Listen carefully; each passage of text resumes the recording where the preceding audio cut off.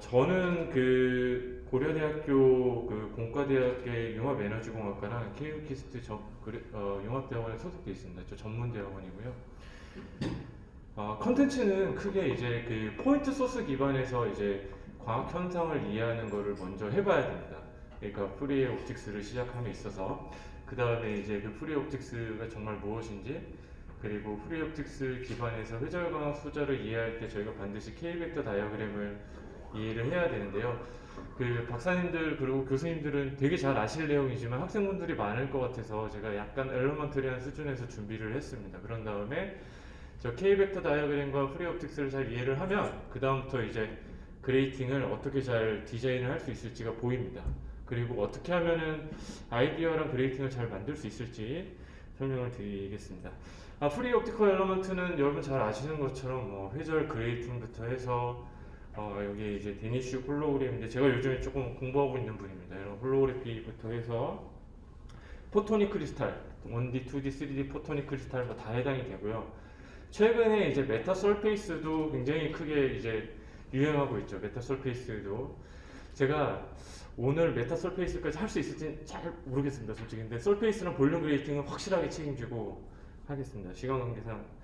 2분부터 시작을 할게요. 여러분들 잘 아시는 것처럼 크리스타인 호이겐스죠. 그래서 호이겐스가 요 1690년, 이제 한 330여 년 전에 어떤 얘기를 했냐면 즉 그러니까 파동이 어떤 형태로든 오고 가고 진행을 함을 이해를 할 때 포인트 소스 기반에서 이해를 하면은 굉장히 우리가 명료하게 볼 수 있고 이해 폭도 넓힐 수 있다, 이런 얘기를 합니다. 그래서 이 논문 원본이 지금 PDF로 잘 나와 있어서 여러분들 구글 스콜라에 가서 호이겐스 1690만 딱 쳐도 나옵니다.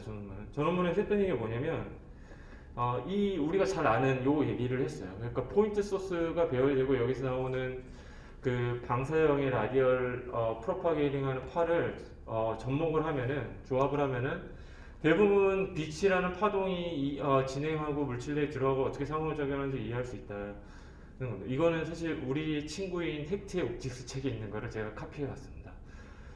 저는 사실 화공과 출신이거든요. 저처럼 이제 물리과나 전자공학과 출신이 아닌 경우에 광학을 처음 접하는 책이 사실 보통 헥트의 옵틱스인 것 같습니다. 그래서 제가 일부러 저 책을 갖고 왔습니다. 오늘 얘기할 내용은 사실 여기에 다 있습니다.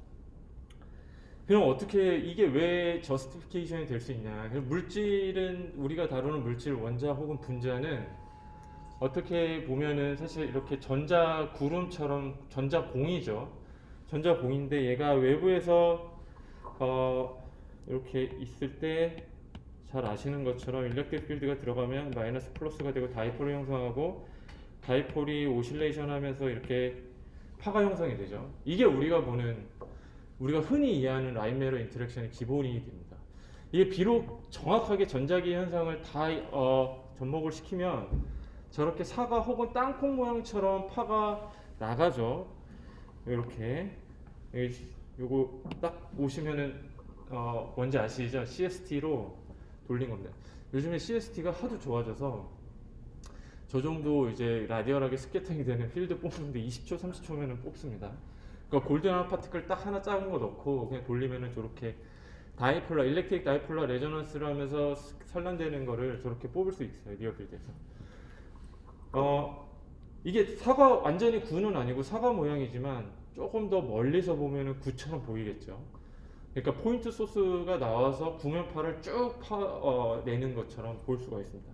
그러니까 모든 물질의 원자 분자에서 이런 일이 일어날 수 있다는 거죠. 그래서 라인 매러 인터랙션을 이렇게 해석을 할 수가 있는 겁니다. 포인트 소스에서 나오는 라디얼 파를 합치면은 뭔가 된다. 실제로 이제 물질이 이렇게 있을 때 저기 이제 왼쪽 같은 경우에는 빛이 조사되기 전에 보면은 핵이 있고 핵 주변에 이제 전자가 막 랜덤하게 움직이고 있는 건데, 제가 요거를 표현하려는 의도는 빨간색은 뉴클리어스고요, 파란색이 주변을 돌고 있는 전자인데 랜덤하게 있다가 딱 일렉트로마그네틱 파가 딱 오면은 한쪽으로 폴라라이제이션이 되겠죠. 근데 저게 입사되는 게 전자기 파니까 전자기 방향이 왔다 갔다 하겠죠. 거기에 맞춰서 거기에 맞춰서 왔다 갔다 지금 하고 있는 중입니다. 그러면은 여기에서 다 각자서 이렇게 구면파들이 쭉 나오고 있는 상황으로 볼 수 있겠죠. 라이메르 인터랙션을 포인트 소스 그리고 포인트 소스에서 나오는 구면파 그들의 조합으로 우리가 라이메르 인터랙션을 해석할 수 있는 겁니다. 자, 이제부터 본격적으로 시작하겠습니다. 그러면 얘가 어떻게 프리 옵틱스랑 연관이 되는지를 한번 보죠. 자, 여기서부터 시작하겠습니다. 여기 보면 우리가 원하는 스펙트럼을 이렇게 설정을 만약에 한다고 칠게요. 프리 스페이스에서, 그러니까 여기 공간에서. 그래서 지금 보면은 위치와 시간에 대한 함수고 파가 이렇게 지금 진행하는 걸로 볼 수 있겠네요, 그죠? 이때 그냥 시간을 딱 고정해 버립시다. 그러면은 프리 스페이스에서 우리가 얻고자 하는 스펙트럼을 이렇게 설정할 수가 있을 거예요, 그죠? 있을 겁니다. 근데 재밌는 거는 요 스펙트럼을 포인트 소스랑 다 연결시킬 수 있다는 겁니다. 이렇게 포인트 소스랑 다 연결시킬 수가 있어요. 그러니까 각 포인트 소스에서 얼마만큼의 구면파를 잘 내는지랑 코릴레이션을 다 할 수가 있는 겁니다. 중간에 질문이거나 잘 못 따라오시는 거 있으면 그냥 저한테 편하게 질문해 주시면 됩니다. 그렇죠? 그러니까 어떠한 형태의 일렉트로마그네틱 웨이브가 프리 스페이스에 있을 때 얘가 어떤 물질 내의 포인트 소스랑 다 연관지어서 코릴레이션 할 수 있다는 겁니다. 물질 내의 포인트 소스 배열로. 그래서 라디얼파를 조금 더 세게 내면은 조금 여기 픽에 해당이 될 거고, 좀 적게 내면 여기 딥에 해당이 될 거고, 뭐 이런 식으로요. 이런 식으로 해당이 됩니다. 이거의 저스티피케이션은 방금 보여드렸던 것처럼 모든 물질은 다이폴라, 일렉트릭 다이폴을 빛이 입사됐을 때 형성할 수 있고, 얘가 다이폴라 레저넌스 혹은 그냥 쿼지스태틱 리지움이라 떨리니까 떨리는 거에 맞춰서 우리가 잘 아는 맥스웰 이퀘이션 첫 번째 식에 의해서 파가 이렇게 나오죠. 땅콩 모양 라디얼 파가. 네.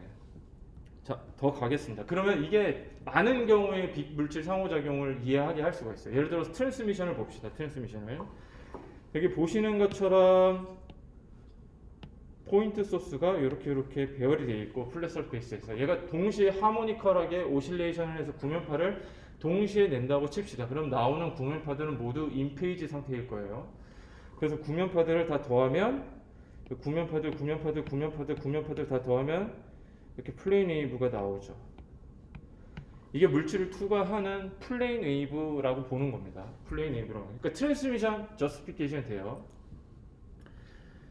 디프렉션은 똑같습니다. 디프렉션 똑같은데 포인트 소스가 여기 있는 것들은 하모닉하게 오실레이션해서 구면파들이 인페이지 상태면은 플레인 웨이브가 이렇게 나가죠. 근데 물질의 끝에 있는 경우에는 구면파들이 이렇게 나가죠. 얘네들은 옆에 간섭할 수 있는 친구가 없잖아요. 그러니까 라디얼파가 그대로 이렇게 나가죠. 요게 회절입니다. 그죠? 우리가 보면 영의 이중간섭 실험을 할 때 그 슬랏의 엣지 부분에 해당된다고 보시면 돼요. 자, 디프렉션도 레셔널라이제이션이 됐습니다. 이번에 볼 건 리플렉션입니다. 리플렉션도 해석이 잘 됩니다. 해석이 잘 되는데 여기서 제가 하나 더 여러분들에게 조금 커먼센스로 알려드리고 싶은 게 오스틴 이발드 익스틴션 시오림이에요. 이거 아마 박사님들하고 교수님들 다 아실 건데 이것도 포인트 소스로 레셔널라이제이션이 됩니다. 보면 어떤 거냐면요. 여기 이제 서페이스고 포인트 소스가 막 배열이 되어 있다고 칠게요. 뭐 이런 식으로. 근데 자, 포인트 소스가 거의 꽉 채워져 있을 거예요, 물질에. 근데 이때 요 거리를 람다 오버 4라고 치죠. 그러면은 예를 들어서 위에 있는 포인트 소스가 한번 익사이테이션이 돼서 이렇게 나갈 거 아니에요? 그럼 그 다음에 람다 오버 4에 있는 포인트 소스를 익사이테이션 시킬 거죠. 그래서 다시 간섭돼서 올라가는데 페이지가 어느 정도 저렇게 람다 오버 4만큼 떨어져 있으면은 얘가 익사이테이션 돼서 구면파를 형성해서 람다 오버 4만큼 떨어져 있는 포인트 소스를 떨리게 하고 이 떨린 포인트 소스에서 다시 구면파가 이렇게 올라가면은 이 둘 사이의 페이지가 어떻게 되냐면 정확하게 여기가 2파이라고 치고 파이라고 치면 처음에 온 파가 만약에 이렇게 되면 두 번째 익사이테이션 된 파는 이런 관계를 갖습니다. 그러니까 정확하게 아웃 오브 페이지가 되는 거죠. 아웃 오브 페이지가 됩니다. 이 얘기는 뭐냐면 둘 사이에서는 디스트럭티브 인터피어런스가 생긴다는 거죠. 디스트럭티브 인터피어런스가 생긴다는 거. 이게 무슨 얘기인지 한 번 더 제가 볼게요. 요 녀석은 예를 들어서 팔을 낸다고 칩시다. 요 정도 인텐시티로. 근데 이 옆에 있는 친구들하고는 디스트럭티브 인터피어런스를 해요. 그러니까 제가 가리킨 요 녀석이 만약에 플러스 1의 인텐시티를 가지면 옆에 있는 친구들은 마이너스 1, 마이너스 1이겠죠. 그럼 마이너스 1, 마이너스 1에서 절반씩만 떼서 이 친구한테 줄게요. 그러면 캔슬아웃 되죠. 캔슬아웃 되죠. 나머지 2분의 1은 요 친구랑 쉐어하면 돼요. 이렇게. 그래서 3개 쌍씩, 3개 쌍씩, 밑에 있는 3개 쌍씩 다 연관 지으면 어떻게 돼요? 다 디스트럭티브 인터피어런스에서 없어집니다. 파가. 그러면 위에 여기 람다 오버 4 두께 안에 있는 포인트 소스들은 짝지을 수 있는 쌍이 없죠. 위에 없는 거예요, 쌍이. 그러면은 얘는 익사이테이션 된 파가 그대로 나가는 거죠. 이 얘기는 무슨 얘기냐면 우리가 잘 아는 물질에 파가 들어가서 반사가 될 때 나올 때 이 반사는 물질 내의 표면에서부터 람다 오버 4 두께에 있는 녀석들만 기여한다는 뜻이에요. 네. 그러니까 여기 있는 녀석들만 반사에 기여하고 나머지는 다 캔슬아웃해서 익스틴션 된단 말이에요. 그래서 이거를 정립한 사람들이 이름을 따서 오스틴 이발드 익스틴션 시오림이라고 얘기를 합니다. 그러니까 포인트 소스로 반사를 레셔널라이제이션 할 때는 이거 잘못 썼네요. 이해해 주세요. 예. 여기 있는 녀석들만 반사에 기여를 한다 이런 뜻입니다. 슬랜트로 입사될 때는 어떨까요? 제가 사실 자료를 되게 열심히 이쁘게 딱 PPT로 만들어야 되는데요. 제가 대상포진 중이라서 조금 성의 없게 제가 태블릿을 쓴 걸 이해해 주십시오. 요런 시츄에이션입니다. 요런 시츄에이션. 입사될 때는 그러면 제가 최대한 보색으로 열심히 다시 설명해 보겠습니다. 요렇게 온 녀석들은 여기 투과해서 요렇게 가고요. 얘는 요렇게 가죠. 반사돼서 나간다는 거는 제가 처음에 그렸던 레이랑 두 번째 그렸던 레이가 컨스트럭티브하게 인터페어런스에서 나간다는 뜻이에요. 그죠? 일로 슝 나간다는 뜻입니다. 그러면 우리가 여기서 볼 거는 이 첫 번째 레이, 두 번째 레이가 있을 때 첫 번째 레이가 여기 갔다가 여기 올라가는 동안 얘는 요만큼 거리가 가죠. 네, 이게 인페이지 상태에 있어야 된다는 뜻이죠. 인페이지 상태에 있어야 된다는 뜻입니다. 그러면은 여기서 예를 들어서 이거를 D라고 설정하면 2D 마이너스 2D의 사인 세타를 곱해주면은 딱 요 차이, 람다 오버 2만큼 차이가 나야 된다는 겁니다. 그러면은 예를 들어서 T, 여기 티크니스, 그러니까 반사에 기여하는 티크니스는 D 곱하기 코사인 세타가 되고 세타는 요 각도입니다. 여기. 그래서 D는 이렇게 구할 수가 있고 요거를 여기 넣고 구하면 이렇게 됩니다. 참고로 제가 여러분 필기하지 마세요. 필기하지만 그냥 보세요. 제가 요거 녹음해서 유튜브에 그냥 올려놓으려고 하거든요. 필기하지 마세요. 그냥 들으세요. 듣고 직관적으로 지금 이해하려고 하세요. 그리고 필기해야 될 거는 유튜브 보고 프리즈 시켜놓고 그냥 쓰세요. 자, 그러면은 이렇게 돼서 요식을 우리가 구할 수가 있습니다. 이는 그 반사에 기여하는 물질의 표면의 두께. 그래서 세타가 0 노멀 인스턴트일 때는 딱 람다 오버 4만큼 기여를 한다는 식이 이렇게 나오고요. 여기 그 가로축, 세로축이 반사에 기여하는 두께라고 보시면 되거든요. 여러분 잘 아시는 것처럼 입사각을 키울수록 반사가 이렇게 올라가죠. 이거를 사실 임피던스 미스매치로 해석을 하시는 분들도 계시는데 저렇게 포인트 소스로도 쉽게 해석이 됩니다.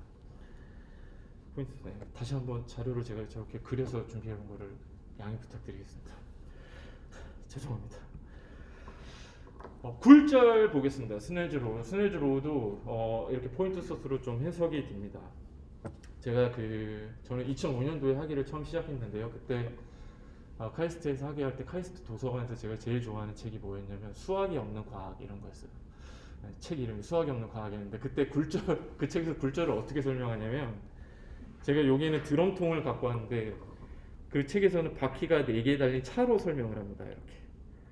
이렇게 오면은 여기가 콘크리트고 여기가 글래스면은 글래스에서 이제 마찰이 더 크겠죠. 그러면 차가 이렇게 오면은 이쪽 바퀴부터 느려지겠죠. 나머지 바퀴 속도는 그대로고 그러면은 차가 이렇게 돌겠죠. 이렇게 굴절을 설명하더라고요. 수학이 없는 과학이라는 책에서. 그 자동차 그림을 찾으려고 무진 애를 썼는데 없어가지고 그냥 요걸 갖고 왔습니다. 요게 마찬가지로 포인트 소스로 해석이 됩니다. 포인트 소스로 보시는 것처럼. 그래서 왼쪽에서부터 오른쪽으로 플레인웨이브가 갈 때 오른쪽 같은 경우에 이제 여기가 굴절률이 더 크니까요. 여기가 굴절률이 더 크니까 더 이게 파가 진행하는 속도가 느려지는 거죠. 라디알 파가 더 느려지는 거니까 더 느리게 이 안에 있는 포인트 소스들을 익사이테이션 시키고 여기는 빠르게 익사이테이션 시키고 그러면서 전체적인 파가 이렇게 구부러진다. 이게 리플렉션입니다. 포인트 소스로 보면.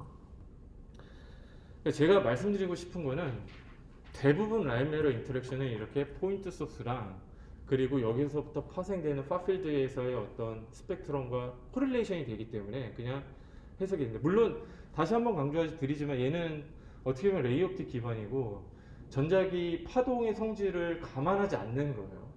그냥 라디알 파니까. 사실 앞서 말씀드린 것처럼 실제로 라디알 파는 안 나온다고 그랬죠. 땅콩 모양, 사과 모양으로 파가 나가는.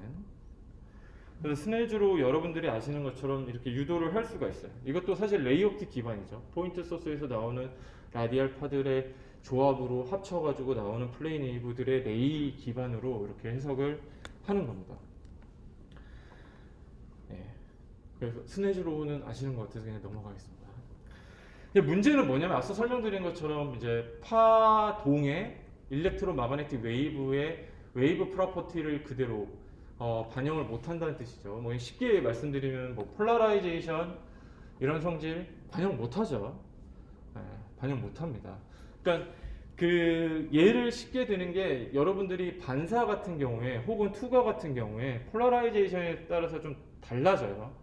달라집니다. T이냐 TM이냐에 따라서 좀 달라지는데 이 T 혹은 이제 S폴 학생분들은 좀 헷갈리실 수 있죠. T가 P였나 S였나요? 저희 랩의 박사과정 친구가 저거를 쉽게 외우는 법을 저한테 알려줬어요. 테스트, 템트 이렇게 외우면 절대 안 헷갈린다. T는 S, TM은 항상 P. 그래가지고 이 폴라라이제이션의 방향에 따라서 사실 반사 투하가 틀려져요. 이거에 반영이 된 식이 프리넬 이퀘이션입니다. 프리넬 이퀘이션은 사실 이걸 충분히 반영을 하거든요. 프리넬 이퀘이션을 어떻게 드라이빙 하는지는 여기 있고 유튜브에 보시면 다 나와요. 그러니까 이걸 디테일하게 안 할 건데 제가 여기서 말씀드리고자 하는 거는 파장이 아니라 폴라라이제이션이 사실 실제 라인 미러 인터랙션에 지대한 영향을 끼칩니다. 사실. 그러면은 우리가 계속 포인트 소스 기반에서 프리 옵틱스를 해야 되나 이런 문제가 있죠. 또 제가 대상 포진 때문에 나이스하게 준비 못하고 이렇게 그려온 거를 사과드리겠습니다. 그러면은 아예 못하냐? 그건 아니에요. 사실 보시면 T2 같은 경우에는 물질 내에서 다이폴 여기가 이제 포인트 소스라고 하면은 다이폴을 요렇게 형성이 되거든요. 그러니까 라디얼 파가 요렇게 나가죠. 요렇게. 네. 그러면 여기서 딱 보면은 구면파 같아요. 네, 구면파 같습니다. 실제로. 어프록시메이션이 실제로 잘 됩니다. 그래서 프리옵틱스가 T2에는 잘 맞아요. 근데 TM에는 다이폴이 요렇게 형성이 되다 보니까 라디얼 파가 요렇게 나가죠. 요렇게. 그러니까 여기서 봤을 때 구면파가 아니에요. 그래서 잘 안 맞습니다. TM 같은 경우는. 그러니까 이런 한계가 분명히 존재하지만 적어도 이제 디프렉티브 그레이팅이라든지 메타 서페이스를 해석하고 바라보는 데 있어서는 포인트 소스가 굉장히 파워풀한 솔루션을 제공해주고 사람들이 간과하고 있었던 굉장히 중요한 레슨을 주기도 합니다. 오늘 제가 그거를 키 메시지로 설명을 드리려고 해요. 자, 그러면 지금까지 설명했던 내용들 포인트 소스 기반해가지고 이거를 해석하는 방법을 조금 더 정량적으로 제가 설명을 드리겠습니다. 약간의 수학이 들어가는데요. 제가 수학은 정말 안 쓰려고 했는데 그래도 조금은 써야 돼서 지금부터 약간만 거의 마지막일 겁니다. 거의 마지막일 겁니다. 요것만 아시면은 그 어려운 프리 옵틱스 책을 보실 필요가 없어요. 자, 아까 했던 내용입니다. 자, 파필드에서 우리가 혹은 프리 서페이스에서 이런 스펙트럼을 얻고 싶어요. 공간과 시간에 따라서. 그러면은 여기 파가 이렇게 가고 있는 와중이겠네요. 자, 똑같이 T를 고정해 놓고 스펙트럼을 딱 볼게요. 이런 스펙트럼을 얻고 싶어요. 파필드에서. 그러면 앞서 말씀드린 것처럼 얘를 우리 미분 적분하는 것처럼 잘게 쪼갭니다. 쪼개고 뭘로 쪼갤까요? D락의 델타 펑션으로 쪼개는 겁니다. 웨이트가 걸려 있는 D락의 델타 펑션으로 이렇게요. 네. 그래서 포지션마다 x의 가로축이죠. x 위치입니다. 위치의 포지션마다 다르게 웨이트가 걸려 있는 D락의 델타 펑션으로 쪼개는 거예요. 쪼갠다. 요렇게 쪼개겠죠. 델타 펑션이 예를 들어서 저렇게 있으면은 x 위치에서 델타 펑션의 웨이트를 가해서 우리가 원하고자 하는 그 파필드의 스펙트럼이랑 코릴레이션 시키고, 요게 델타 x 위치를 여기가 요거고, 요거를 또 델타 x만큼 위치를 이동을 시켜가지고 다시 델타 펑션이랑 코릴레이션을 무한히 작게, 델타 x를 무한히 작게 보내면서 저걸 하나하나 다 코릴레이션 시키는 겁니다. 그런 다음에 더하는 거예요. 다. 그러면 파필드 스펙트럼이랑 딱 정확하게 매칭을 시킬 수 있겠죠. 매칭을 시킬 수 있을 겁니다. 델타 펑션을 그대로 이용을 하면 되고요. 요게 이제 델타 펑션 0 or nothing. 네, 그래서 특정 우리가 원하는 x 위치에서는 무한이고 나머지 위치에서는 빵.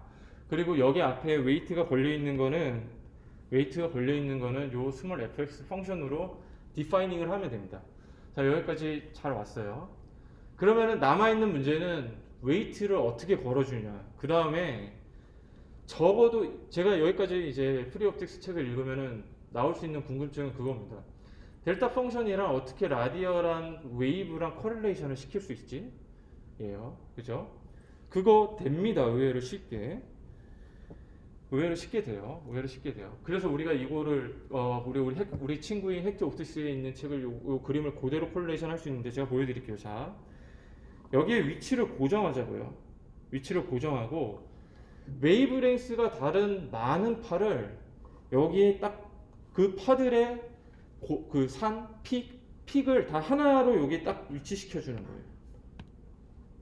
그럼 이 위치에서는 계속 컨스트럭티브 인터피어런스를 하는데 나머지 위치는 어떻게 되겠어요? 디스트럭티브 인터피어런스를 하겠죠. 그리고 이 파장이 다른 웨이브를 믹싱하는 숫자가 커지면 커질수록 점점 델타 펑션 라이크하게 될 거예요. 그쵸? 이해되시죠? 그리고 더해주는 웨이브의 개수만큼 웨이트가 달리 걸리겠죠. 이게 되게 심플합니다. 그러니까 자, 다 필요 없이 웨이브의 파장이 다 다른 건데 그 픽이 딱 하나의 위치에서만 정위치를 하게 하고 그때 파장이 다른 웨이브를 더해주는 숫자만 달리해주면은 우리가 원하는 웨이트가 걸려있는 디락 델타 펑션이 표현이 되는 거예요. 그래서 얘뿐만이 아니라 얘도 디파이닝이 이렇게 됩니다. 그렇죠? 람다 1, 람다 2, 람다 3. 그러면 우리가 조금 더 돌아서 요 파장이 다른 웨이브들을 익스포넨셜 폼으로 이렇게 바꿀 수 있죠. 바꿀 수 있어요. 그러면 요거를 다 더해 버리는 겁니다. 델타 펑션을 표현하기 위해서. 그러면은 얘가 뭐예요? 각 위치에서 우리가 원하는 위치에서의 포인트 소스를 대변하게 돼요. 그렇죠? 어렵지 않죠? 그 남아 있는 문제는 뭘까요? 여기까지 구했어요. 포인트 소스 딱 우리가 원하는 x에서의 포인트 소스를 구했으면 델타 x, 2델타 x, 3델타 x, 4델타 x로 위치를 변경하면서 다 요 델타 펑션을 디파이닝을 한 다음에 싹 인테그레이션 해버리면은 우리가 원하는 파필드에서의 스펙트럼을 정확하게 표현할 수 있는 겁니다. 이렇게요, 그죠? 지금 x 플러스 델타 x 플러스 2델타 x, 그러니까 위치를 델타 x만큼 시프트를 시키면서 모든 포인트 소스를 더하고 있는 겁니다. 이렇게요. 그쵸? 그쵸? 동의하시나요? 여기까지? 이게 답니다. 프리 옵틱스. 얘를 다 더하면 우리가 그 흔히 봤던 프리 트랜스포머이 나와요. 지금 완벽하게 이해하려고 하세요. 이거 프리 옵틱스 책에 보면은 되게 어렵게 써놨습니다. 근데 이게 다예요. 이게 답니다. 우리가 보는 프리 트랜스포머예요. 그러면 저 빅 fx가 뭐겠어요? 우리가 얻고자 하는 프리 스페이스에서 얻고자 하는 스펙트럼에 해당이 되고, 이 프리 스페이스에서 얻고자 하는 스펙트럼을 얻기 위해서 어떻게 포인트 소스가 배열이 돼야 되는 뭘로 나오는 거예요? 저기 인테그레이션 안에 있는 스몰 fx인 거예요. 그죠? 자, 요거를 정리를 해보겠습니다. 자, 보면 우리가 지금 방금 프리 트랜스폼을 얻었는데요. 이 웨이브를 프리퀀시별로 쫙 디컴포지션을 했어요. 일종의. 그죠? 디컴포지션. 그러니까 프리퀀시 혹은 웨이브랭스에서 디컴포지션을 한 것도 있고, 그 다음에 또 하나는 뭐예요? 델타 펑션을 위치별로 델타 x, 2 델타 x, 3 델타 x를 시프트 시키면서 디컴포지션 한 것도 있어요. 그죠? 그러면은 세로 축으로 디컴포지션 한 거는 뭐에 해당이 돼요? 빅 fx. 그러니까 우리가 파필드에서 얻고자 하는 스펙트럼. 파필드 혹은 프리 스페이스에서 얻고자 하는 스펙트럼이 되고, 가로축은 뭐예요? 포인트 소스들을 다 인테그레이션 하는 거예요. 그래서 뭐가 돼요? 스몰 fx가 됩니다. 이렇게 이제 매트릭스로도 표현이 돼요. 자, 결론으로 가겠습니다. 자, 빅 fx는 우리가 파필드에서 프리 스페이스에서 얻고자 하는 스펙트럼이 되고, 그 적분 안에 있는 스몰 fx는 프리 포텐셜이 되는 거죠. 프리 포텐셜.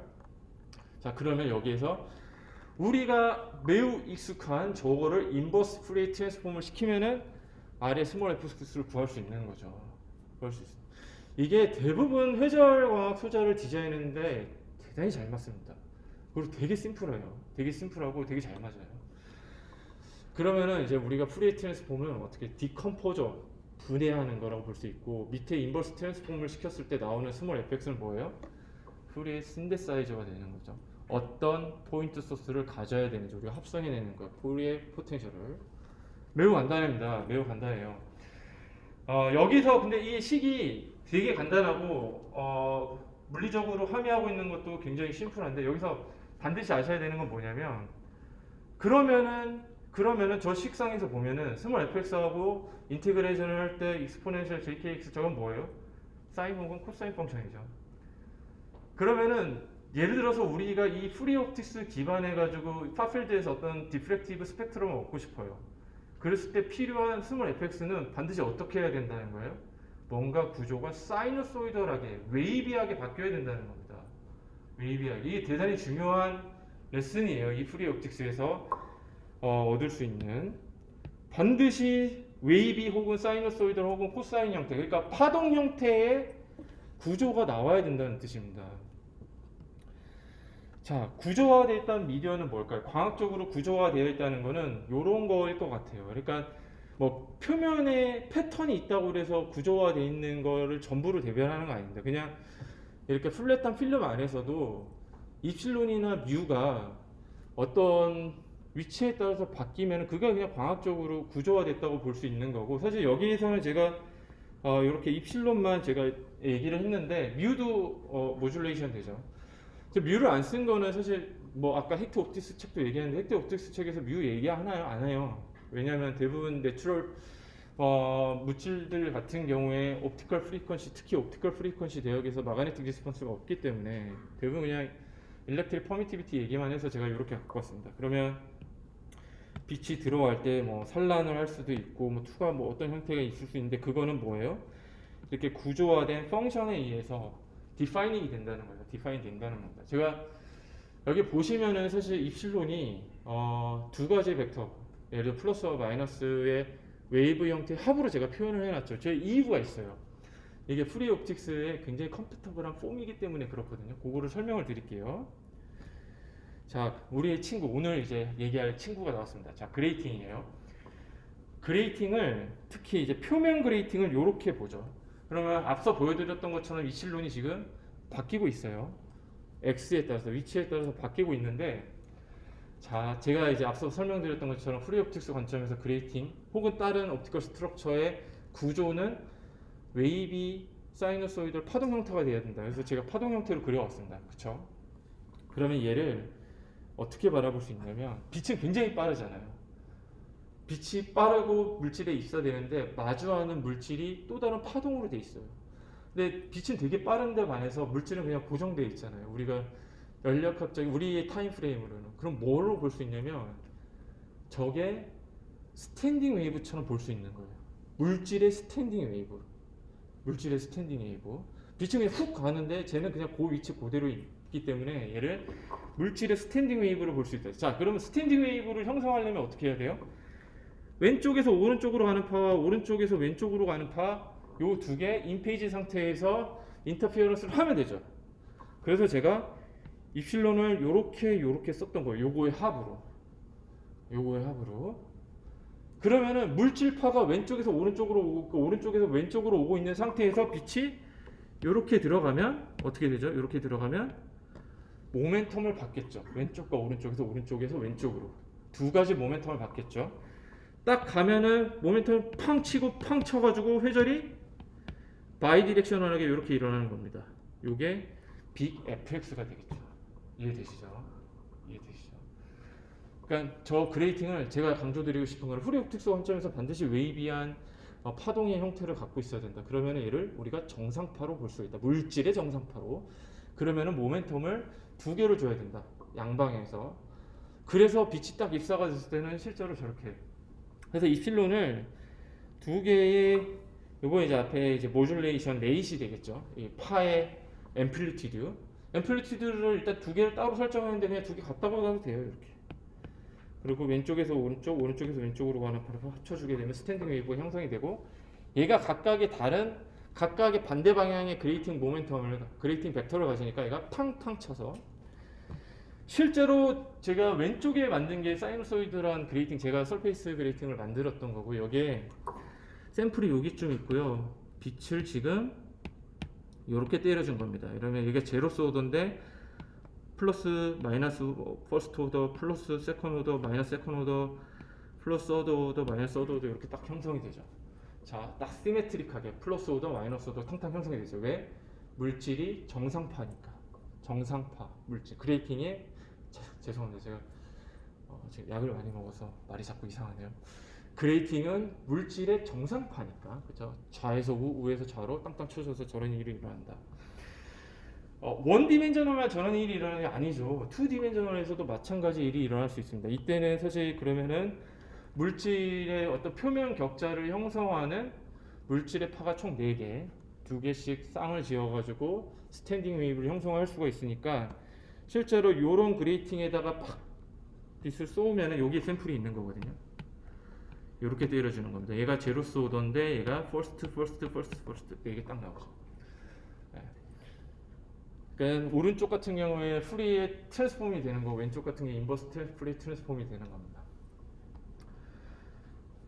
이게 마치 그 오른쪽 같은 경우에는 리시프로컬 그 스페이스라고 보셔도 돼요. 사실 우리가 그 포토닉 밴드 스트럭처 할 때 많이 얻는 똑같은 겁니다. 사실상 그죠? 자, 테트라고널 레티스에다가 때렸더니 프리의 트랜스폼은 이렇게 테트라고널 레티스 하게 나왔어요. 그래서 제가 학생들한테 이거를 가르칠 때 얘기하는 게 그러면은 프리 스페이스 혹은 파필드는 일종의 프리 트랜스포머다라는 얘기를 합니다. 실제로. 자, 그러면 이번엔 헥사고널로 때려볼게요. 헥사고널. 이게 제가 이제 석사 2년차 때 첫 논문 낼 때 얻었던 이미지고 제 평생의 시그니처 이미지로 쓰고 있습니다. 2007년도에 얻은 건데 이쁘죠. 헥사고널 레티스로 지금 물결파가 촥촥촥촥 전부 다 사이노소이드랍니다. 어느 방향으로 스캐닝을 해도 여기다가 딱 때렸더니 여기다가 딱 때리면은 이렇게 헥사고널한 디프렉티브 패턴이 쫙 나오죠. 시메트릭하게. 이번에 조금 더 복잡한 거 해볼게요. 요거 뭐 같으세요? 요거 크리스탈린인 것 같기도 한데 아닌 것 같기도 하죠. 네, 쿼지 크리스탈린이라고 부릅니다. 저런 패턴을. 그러니까 이게 롱레인지 오더에서 보면 피리어딕하진 않아요. 근데 숏레인지 오더에서 보면 약간 피리어딕합니다.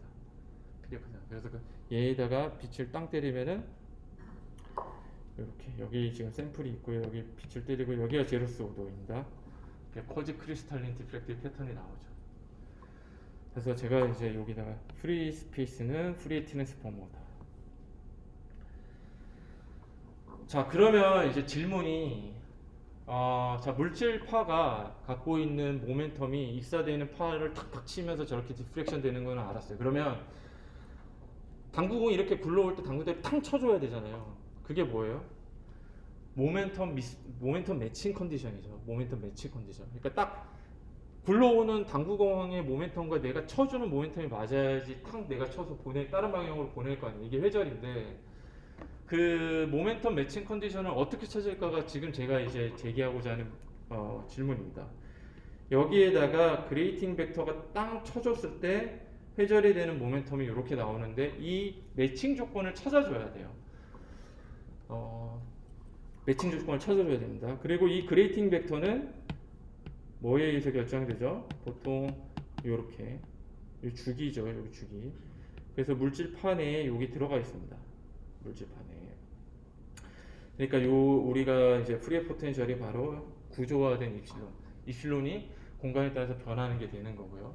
자, 그럼 모멘텀 매칭 컨디션을 어떻게 찾을까요? 이거는 이 매우 이제 커먼 센스라서 사실 박사님들하고 교수님들 더 안 들으셔도 되긴 합니다. K 벡터 다이어그램으로 쉽게 할 수 있거든요. K 벡터 다이어그램.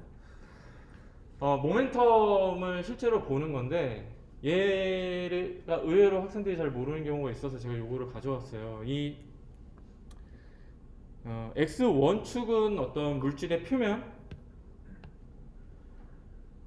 표면이고 여기에 이제 플레인 웨이브가 뭐 이렇게도 가고 이렇게도 간다고 칩시다.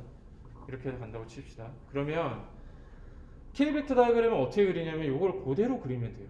무슨 얘기냐면 K1 그리고요. 여기는 이제 프리 스페이스로 가는 거고 이렇게 그리면 됩니다. 제가 화살표 반대 방향으로 해왔네요.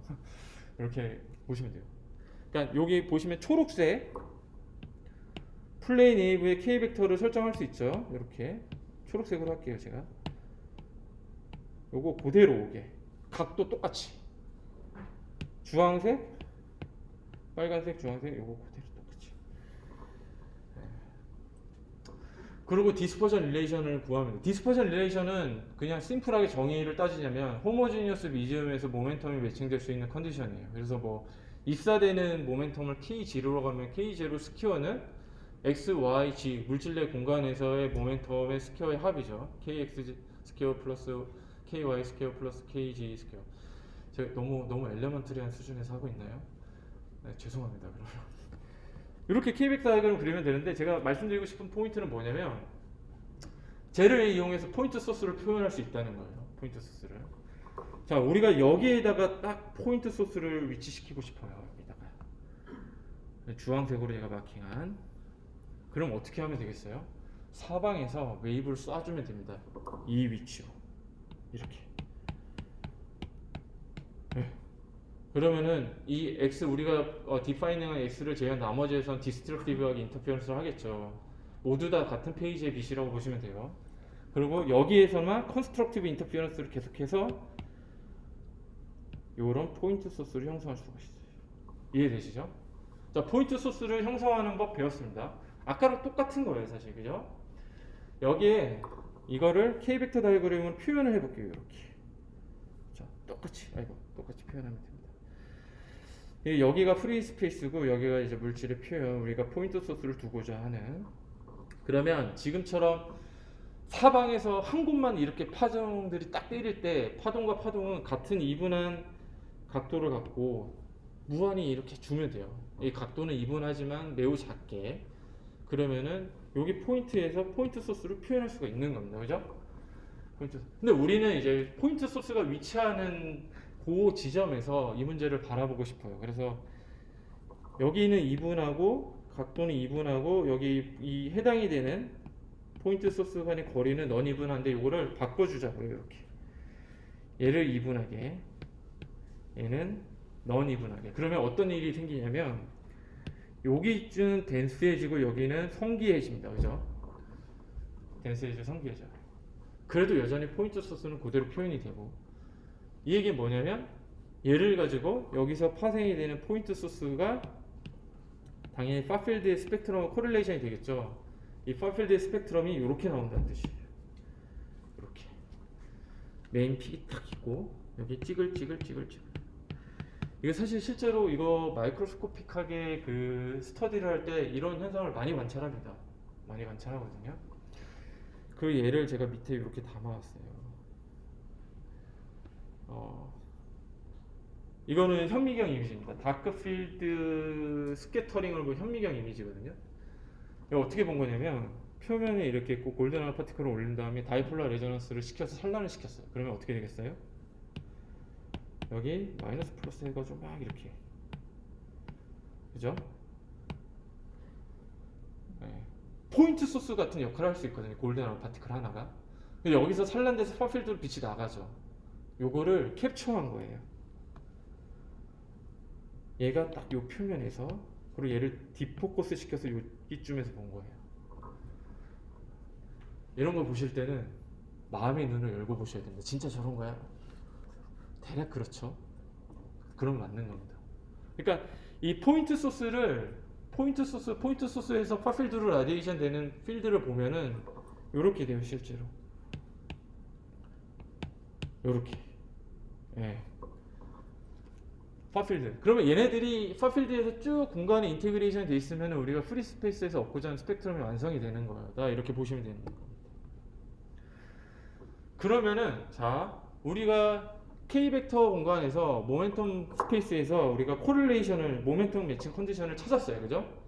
이거를 프리퀀시로 쭉 인테그레이션을 하면은 우리가 그동안 여기 이제 마이크로 나노 옵틱스 하시는 분들도 많이 계실 테니까 우리가 흔히 봐왔던 뭐예요? 포토닉 밴드 스트럭처가 나오는 겁니다. 포토닉 밴드 스트럭처 나오죠.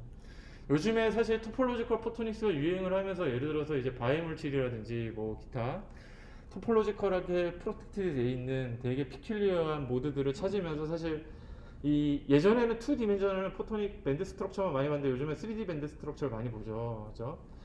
예를 들어서 디락 폰도 봐야 되고 바이 포인트는 3차원 공간에서 어떤 리니어라이즈 된 포인트를 찾아야 되고 그 많이 보는 3D 포토닉 밴드 스트럭처 이렇게 나오는 겁니다. 아까 보여드렸던 우리가 모멘텀 매칭 컨디션을 2디멘션에 찾은 다음에 이걸 프리퀀시에서 축축 쌓아 올린 거예요.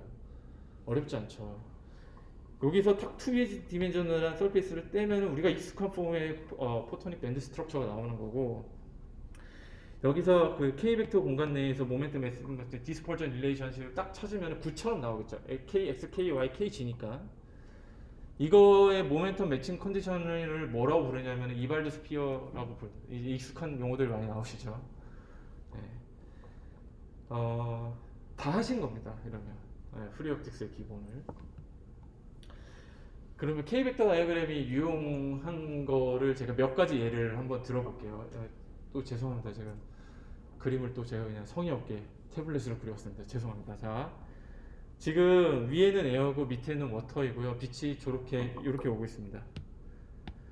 이렇게 입사각을 세타 I로 설정을 할게요. 그럼 굴절이 이렇게 되겠죠? 그러면은 요 굴절될 때 페이지 매칭 컨디션이 어떻게 되냐 그냥 찾아보시면 되는데 이걸 어떻게 하면 되냐면요. 똑같이 요거랑 매칭이 되는 모멘텀 공간을 그리는 거예요. 여기 KX 여기가 워터랑 물 사이의 계면이라고 보시면 되고 KG가 이제 빛이 입사되는 파 형태가 되는 거죠. 지금 빛은 위에서 아래로 가고 있죠. 위에서 아래로 가고 있으면 이발드 스피어를 밑에만 그리시면 돼요. 밑에만. 그래서 공기 중의 모멘텀은 K0라고 하고 물질 내에서의 모멘텀은 여기다가 굴절률을 곱해주면 되겠죠. 그죠? 굴절률 곱한 요거. 굴절률을 곱했으니까 반지름이 더 커지겠다. 그죠? 그럼 이 상태에서 자 처음에 입사되는 빛은 요런 방향을 갖고 있어요. 요거를 그대로 그리는 거예요. 요거 그대로 똑같이 그리면 돼요. 근데 모멘텀 스페이스가 여기죠. 여기 K0 여기만 딱 오게. 근데 이때 물질 내에 들어가죠. 물질 내에 들어갈 때는 모멘텀을 어디다 매칭을 시켜줘야 돼요? 여기 점에서 그대로 수직으로 떨어뜨리다가 물질 내 모멘텀 스페이스 NK0에 여기 NK0에 맞는 딱 만나는 요 지점. 그러면은 원점에서부터 이렇게 그릴 수 있겠죠. 요게 리플렉션 되는 모멘텀입니다. 그대로. 되게 쉽죠. 그래서 저굴절에서 고굴절로 갈 때는 모든 경우의 수가 모멘텀 매칭이 될 수 있어요. 모멘텀 그쵸? 무슨 얘기냐면 요렇게 입사된다고 쳐요. 그러면은 물 내에서의 모멘텀을 여기에서 잡는 거예요. 여기. 그러면은 굴절이 어떻게 되는 거예요? 이렇게. 네. 어떤 입사각이든 모멘텀 매칭 컨디션이 나옵니다. 이 경우에는. 그쵸? 제가 최대한 쉽게 설명하려고 하는데 이해되시죠? 자, 그러면 반대의 경우를 봅시다. 그러면 우리가 매우 익숙한 개념이네요. 토탈 인터널 리플렉션이 나와요. 반대의 경우. 고굴절에서 저굴절로 지금 나가는 경우입니다. 제가 또 성의 없게 태블릿을 그려왔는데 죄송합니다. 밑에가 물질이고 위에가 공기. 그러니까 굴절률이 지금 반대로 역전이 된 상황이고 빛이 지금 요 주황색 방향으로 가고 있어요. 자, 똑같이 모멘텀 스페이스를 설정을 합니다. 이렇게. 이번에는 아래에서 위로 빛이 가기 때문에 이발드 스피어의 하프 스피어를 위쪽만 향하게 제가 설정을 한 거예요. 오른쪽 보시죠. 그죠? 자, 물질의 모멘텀 스페이스. 아, 제가 여기 약간 잘렸네요. 여기 보시면은 N K0 해서 초록색, 공기는 회색 K0. 근데 이때는 지금 빛이 물질 내에서 먼저 가는 거잖아요. 그러면은 모멘텀이 어떻게 되는 거예요? 제가 그려볼게요. 다시. 자, 이렇게 가는 겁니다. 이렇게. 이렇게. 그죠? 그런 다음에 에어로 나가고 싶어요. 그러면 에어의 모멘텀 매칭이 돼야 되죠. 그러면 여기서 어떻게 떨어뜨리냐? 툭툭툭툭툭툭툭 떨어뜨려서 여기에 매칭이 되는지를 보는 겁니다. 그러면은 밖으로 나갈 수 있는 거예요. 왜? 모멘텀 매칭이 되기 때문에. 나갈 때는 어떤 각도로 나가는 거예요? 요 각도로 나가는 겁니다. 아셨죠? 그러면은 예를 들어서 입사가 만약에 요렇게 된다 그러면은 요 각도로 나가고, 입사가 요렇게 된다 그러면 딱 떨어뜨려서 요 각도로 나가는 겁니다. 이해되시죠? 그러면은 특정 각도를 넘어가게 되면은 공기에서의 모멘텀 매칭 컨디션이 안 나오는 거를 직관적으로 아실 수 있죠. 가령 여기서 가면 물질 내는 모멘텀 매칭이 돼요. 그죠? 근데 공기의 모멘텀 매칭이 안 되죠. 그러니까 이 경우는 못 나가는 거예요. 그래서 토탈 인터널 리플렉션이 되는 각도는 이렇게 설정하는 겁니다. 아셨죠? 제가 이거가 언제 유용하냐 해서 LED 아웃 커플링 할 때 되게 유용합니다. 또 제가 예의 없게 태블릿으로 그려왔습니다. 그 LED고 사실 그 한 8년 전쯤에 제가 14년도에 성대에서 시작했는데, 그때 누가 오셔가지고 LED를 자기가 너무 잘 만들었는데 빛이 안 나와 저한테 막 이러시는 거예요. 그래서 빛이 한 25%만 나와 이러시는 거예요. 그때 갈륨 나이트라이드로 만든 LED에서 제가 그냥 대답했습니다. 되게 잘 만드신 거 맞다고. 갈륨 나이트라이드 25%밖에 안 나오는 게 맞아요 라고 말씀드렸는데, 이거를 어떻게 볼 수 있냐면 K벡터 다이어그램 방금 하신 걸로 그냥 가늠해 볼 수 있어요. 여기에 LED고 LED의 굴절 N1, N2 그러면은 빛이 나올 수 있는 확률을 이렇게 가늠해 볼 수 있는데, 이거 K벡터 다이어그램 모멘텀 매칭 컨디션으로 본 겁니다. 어떻게 보는지 한번 볼게요. 안에 에미터가 있고 에미터 빛이 사방으로 나오죠. 그러면은 아까 K 벡터 스페이스에서 모든 방향으로 K가 다 있는 거예요. N1인 물질에. 그러면 얘가 나올 수 있는 컨디션을 어떻게 설정할 수 있을까요? 이거 저도 강의 준비하면서 오랜만에 유도해봤습니다. 부끄럽지만 기차에서 막 해가지고 붙여서 왔어요. 죄송해요. 이렇게 보면 되는 거죠. 그죠? 그러면 우리가 지금 굴절률 두 개를 고려하면 돼요. LED의 굴절률 그리고 공기의 굴절률. 그죠? 그러면은 예를 들어서 여기가 이제 공기가 되고 여기가 LED가 되겠네요. 그죠? 그럼 나왔을 때 모멘텀 매칭되는 컨디션을 이스케이프를 할 수 있는 확률로 우리가 기하학적으로만 따져주면 돼요. 전체 방구 면적에서 이스케이프를 할 수 있는 면적만 구해주면 되는 겁니다. 요 면적을 구해주면 돼요. 제가 요거를 일일이 다 풀어드리는 거는 여러분들 지루하시죠. 그래서 앞서 말씀드린 것처럼 유튜브에 올릴 거예요. 따라가서 보시면 됩니다. 저도 오랜만에 해봤는데 잘 됩니다. 쭉쭉쭉 요거를 그냥 모멘텀 매칭 저 면적만, 위에 있는 모자의 면적만 딱 구하면 되는 거죠. 구하면 딱 요런 관계식이 나와요. 그래서 N1과 N2의 컨트라스트에 따라서 나갈 수 있는 확률이 결정이 되니까 요거를 유튜브에 올려놓으시면 딱 프리즈해서 따라가서 한번 해보시면 됩니다. 이렇게 K벡터 다이어그램 유용합니다. 그래서 얘를 아웃커플링 이피션시를 높이기 위해서 사람들이 많이 제안했던 구조가 그레이팅이에요. 오늘 얘기할 그레이팅 드디어 나옵니다. 왜냐면 자, 우리 모멘텀 스페이스 여기에서 보면 이 안에 들어가야지만 이제 나갈 수 있는 거잖아요, 빛이. 그죠? 근데 예를 들어서 이쪽으로 나가면은 못 나가죠. 그럴 때 그레이팅이 모멘텀을 딱 주게 되면 일로 들어갈 수 있는 거예요. 네. 그레이팅은 다시 한번 앞서 설명드린 것처럼 뭐라고 그랬어요? 물질의 정상타다. 그죠? 모멘텀을 갖고 있다. 바이 디렉셔널하게 갖고 있다. 그러니까 예를 들어서 이쪽으로 나가서 못 나가는 것도 딱 쳐주면 이 안에 들어갈 수 있는 겁니다. 그 원리로. 그래서 실제로 LED의 아웃커플링을 높일 수 있는 가장 쉬운 방법으로 제시가 됐던 게 LED의 그레이팅을 도입하는 거였어요. 그래서 이거는 OLED에 도입을 했더니 원래 이렇게 나오던 게 쭉 올라가더라. 그리고 제가 이제 개인적으로 굉장히 좋아하시는 분인데, 마틴 그린이 이제 실리콘 솔라셀을 하다가 LED로 넘어와서 LED 이피션시를, 특히 아웃커플링 이피션시를 드라마틱하게 올렸던 논문이 이 논문이거든요. 보시면 표면에다가 이런 그레이팅을 도입을 했습니다. 그랬더니 텍스처가 없는 플래너일 때는 이렇게 나왔는데 갑자기 이렇게 올라가더라. 뭐예요? 자, 그레이팅이라는 모멘텀을 받아서 이게 가능했던 겁니다. 매우 단순해요, 사실 원리에. 실제로 유용하다. 자, 그러면은 자, 드디어 이제 그레이팅의 모멘텀 매칭 컨디션을 어떻게 따져보냐. 이거는 서페이스 그레이팅하고 볼륨 그레이팅이 좀 다릅니다. 그리고 볼륨 그레이팅이 좀 많이 복잡하긴 한데 그래서 서페이스 그레이팅부터 시작을 해볼게요. 자, 모멘텀 스페이스. 자, 지금 우리가 아까 제가 보여드렸던 기준에서 보면 빛이 아래에서 위로 올렸죠, 제가. 그쵸? 네, 이렇게. 그쵸? 아래에서 위로 올렸어요. 그래서 제가 이발드 스피어를, 하프 스피어를 위쪽으로만 향하게 그린 겁니다. 그랬을 때 그러면 빛이 이렇게 오는 거예요, 지금. 보이시나요? 밑에서 지금 위로 오고 있는 거예요.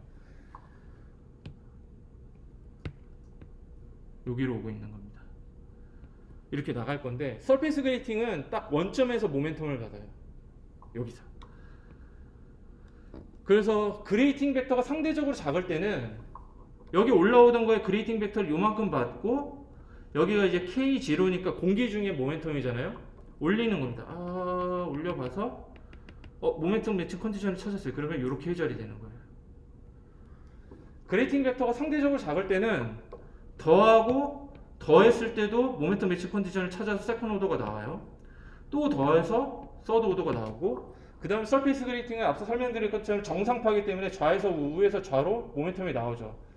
똑같은 일이 왼쪽에 마이너스 오더에서 나오는 겁니다. 이해되시죠? 그래서 퍼스트, 세컨, 서드 오더가 플러스 마이너스 쪽에서 둘 다 나오는 거예요. 탕. 자, 이해되시죠? 이번에 그레이팅 벡터가 상대적으로 큰 경우를 볼게요. 그레이팅 벡터가 상대적으로 큰 경우. 그러면 한 번에 요만큼 가는 겁니다. 요만큼. 그러면 모멘텀 매치 컨디션을 탁탁 찾아서 여기 걸리니까 회절이 이렇게 되는 거예요. 당구대로 탁 치는 거랑 똑같은 거라고 했어요. 당구공을. 얘는 하이어 오더는 걸릴까요? 안 걸리죠.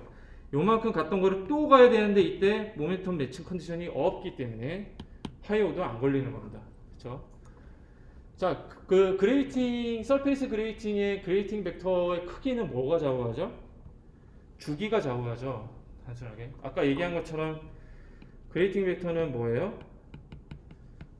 주기에 인버스 프로포션 하니까. 그래서 위에 있는 거는 주기가 3마이크로미터로 비교적 크고 밑에 있는 거는 주기가 좀 짧아요. 그죠? 1마이크로가 안 됩니다. 한 720나노미터. 그러면 보시는 것처럼 그레이팅의 주기가 지금 극단적으로 달라요. 하나는 3마이크로, 밑에는 700나노미터. 그러면 그레이팅 벡터는 뭐가 훨씬 커요? 밑에 게 훨씬 크죠. 밑에 게 훨씬 크니까 퍼스트랑 마이너스 오더만 보이고 위에 거는 그레이팅 벡터가 매우 작으니까 어때요? 하이어 오더가 다 보이죠. 이렇게 하이어 오더가 다 보이죠. 이게 답니다. 이것만 아시면 서페이스 그레이팅은 완벽하게 이해하실 수 있어요. 이거 이상 없습니다. 서페이스 그레이팅이. 이번엔 볼륨 그레이팅 가볼게요. 볼륨 그레이팅은 말 그대로 볼륨메트릭한 스페이스 내에 그레이팅이 새겨져 있는 거고, 최근에 그 페이스북 그 메타로 바뀌었죠. 메타 리얼리티 랩에서 AR, VR 글래스를 만들 때 폼팩터를 낮췄던 결정적인 이유가 이 볼륨 그레이팅을 쓰기 시작하면서였거든요. AR, VR 글래스로 갈 때 특히 이제 서페이스 그레이팅, 원래 이제 마이크로소프트가 만든 홀로렌즈 같은 경우에는 서페이스 그레이팅을 많이 쓰는데 메타가 만드는 AR, VR 글래스, 그리고 지금 올해 말에 애플에서도 나오는데 애플 같은 경우에는 볼륨 그레이팅을 훨씬 더 많이 써요. 두 개가 제공하는 모드가 좀 다릅니다. 지금 설명드릴게요. 볼륨 그레이팅 말 그대로 이렇게 생겼습니다. 표면 그레이팅 같은 게 아까 제가 보여드린 거는 이 물결의 파의 높이가 대략 사실 되게 1마이크로미터를 잘 안 넘어요. 네. 근데 얘 같은 경우에는 두께가 최소 20마이크로미터에서 그 이상. 저 연구실은 1mm로 만들고 있거든요. 그러니까 주기가 1마이크로미터일 때 이 뎁스의 두께가 1mm. 그러니까 동행비가 되게 1000에서 클 때는 100만까지 올라갑니다. 그러니까 어떻게 보면은 굉장히 초심의 패턴이에요. 슈퍼 뎁스 패턴이에요. 볼륨 그레이팅은. 얘는 모멘텀 매칭 컨디션이 많이 틀려요. 서페이스랑. 왜냐면 들어오는 파가 혹은 포인트 소스에서 야기된 파가 볼루메트릭한 뭔가를 느끼어서 가야 되기 때문에 그래서 그거를 설명을 드리겠습니다. 자, K벡터 다이어그램 이렇게 나왔고요. 몇 가지 경우의 수가 있기 때문에 이거는 이발드 스피어를 하프 스피어를 위 아래 다 풀리 스피어로 그렸습니다. 자, 첫 번째 볼게요. 얘 같은 경우에는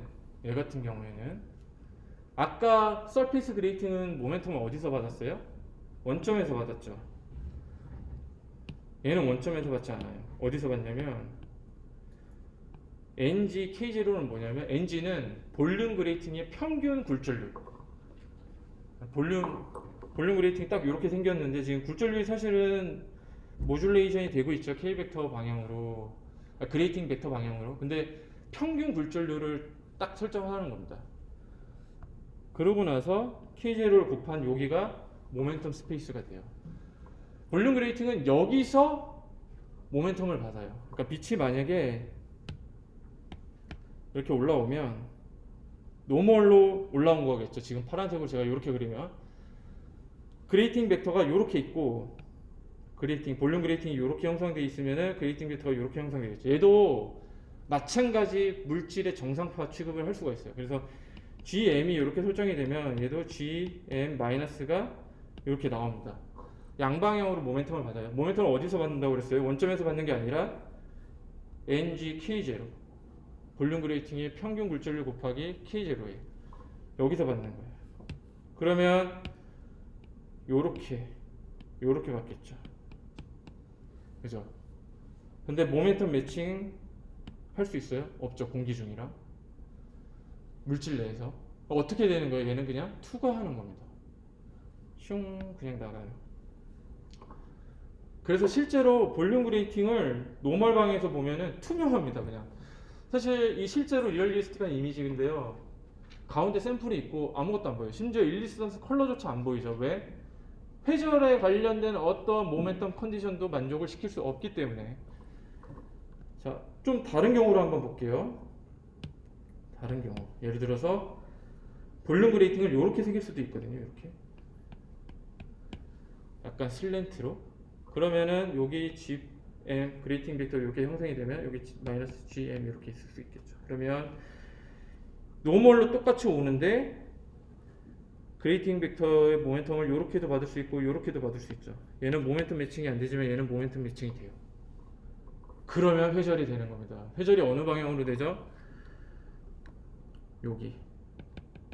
요거는 NK는 기판이에요. 예를 들어서 이제 기판이 있고 볼륨 그레이팅을 얹었는데 공기 쪽으로 나간다 그러면 저거를 그냥 K0로 두면 되고, 공기 쪽에서 빛을 입사를 시켜서 기판을 투과해서 나간다, 회절이 되게 한다 그러면은 기판의 굴절률을 곱해줘야 되겠죠. 그게 NK0. 상관없습니다. 뭐가 됐든. 여기 모멘텀을 받았으니까 모멘텀 매치 컨디션이 여기서 나오고 회절이 요 각도로 되겠죠. 네. 그러면은 요거에 빗대서 보면은 내가 빛을 요렇게 줬어요. 그러면 회절이 요렇게 되는 거예요. 이게 브렉 디프렉션이고 이게 다예요. 사실.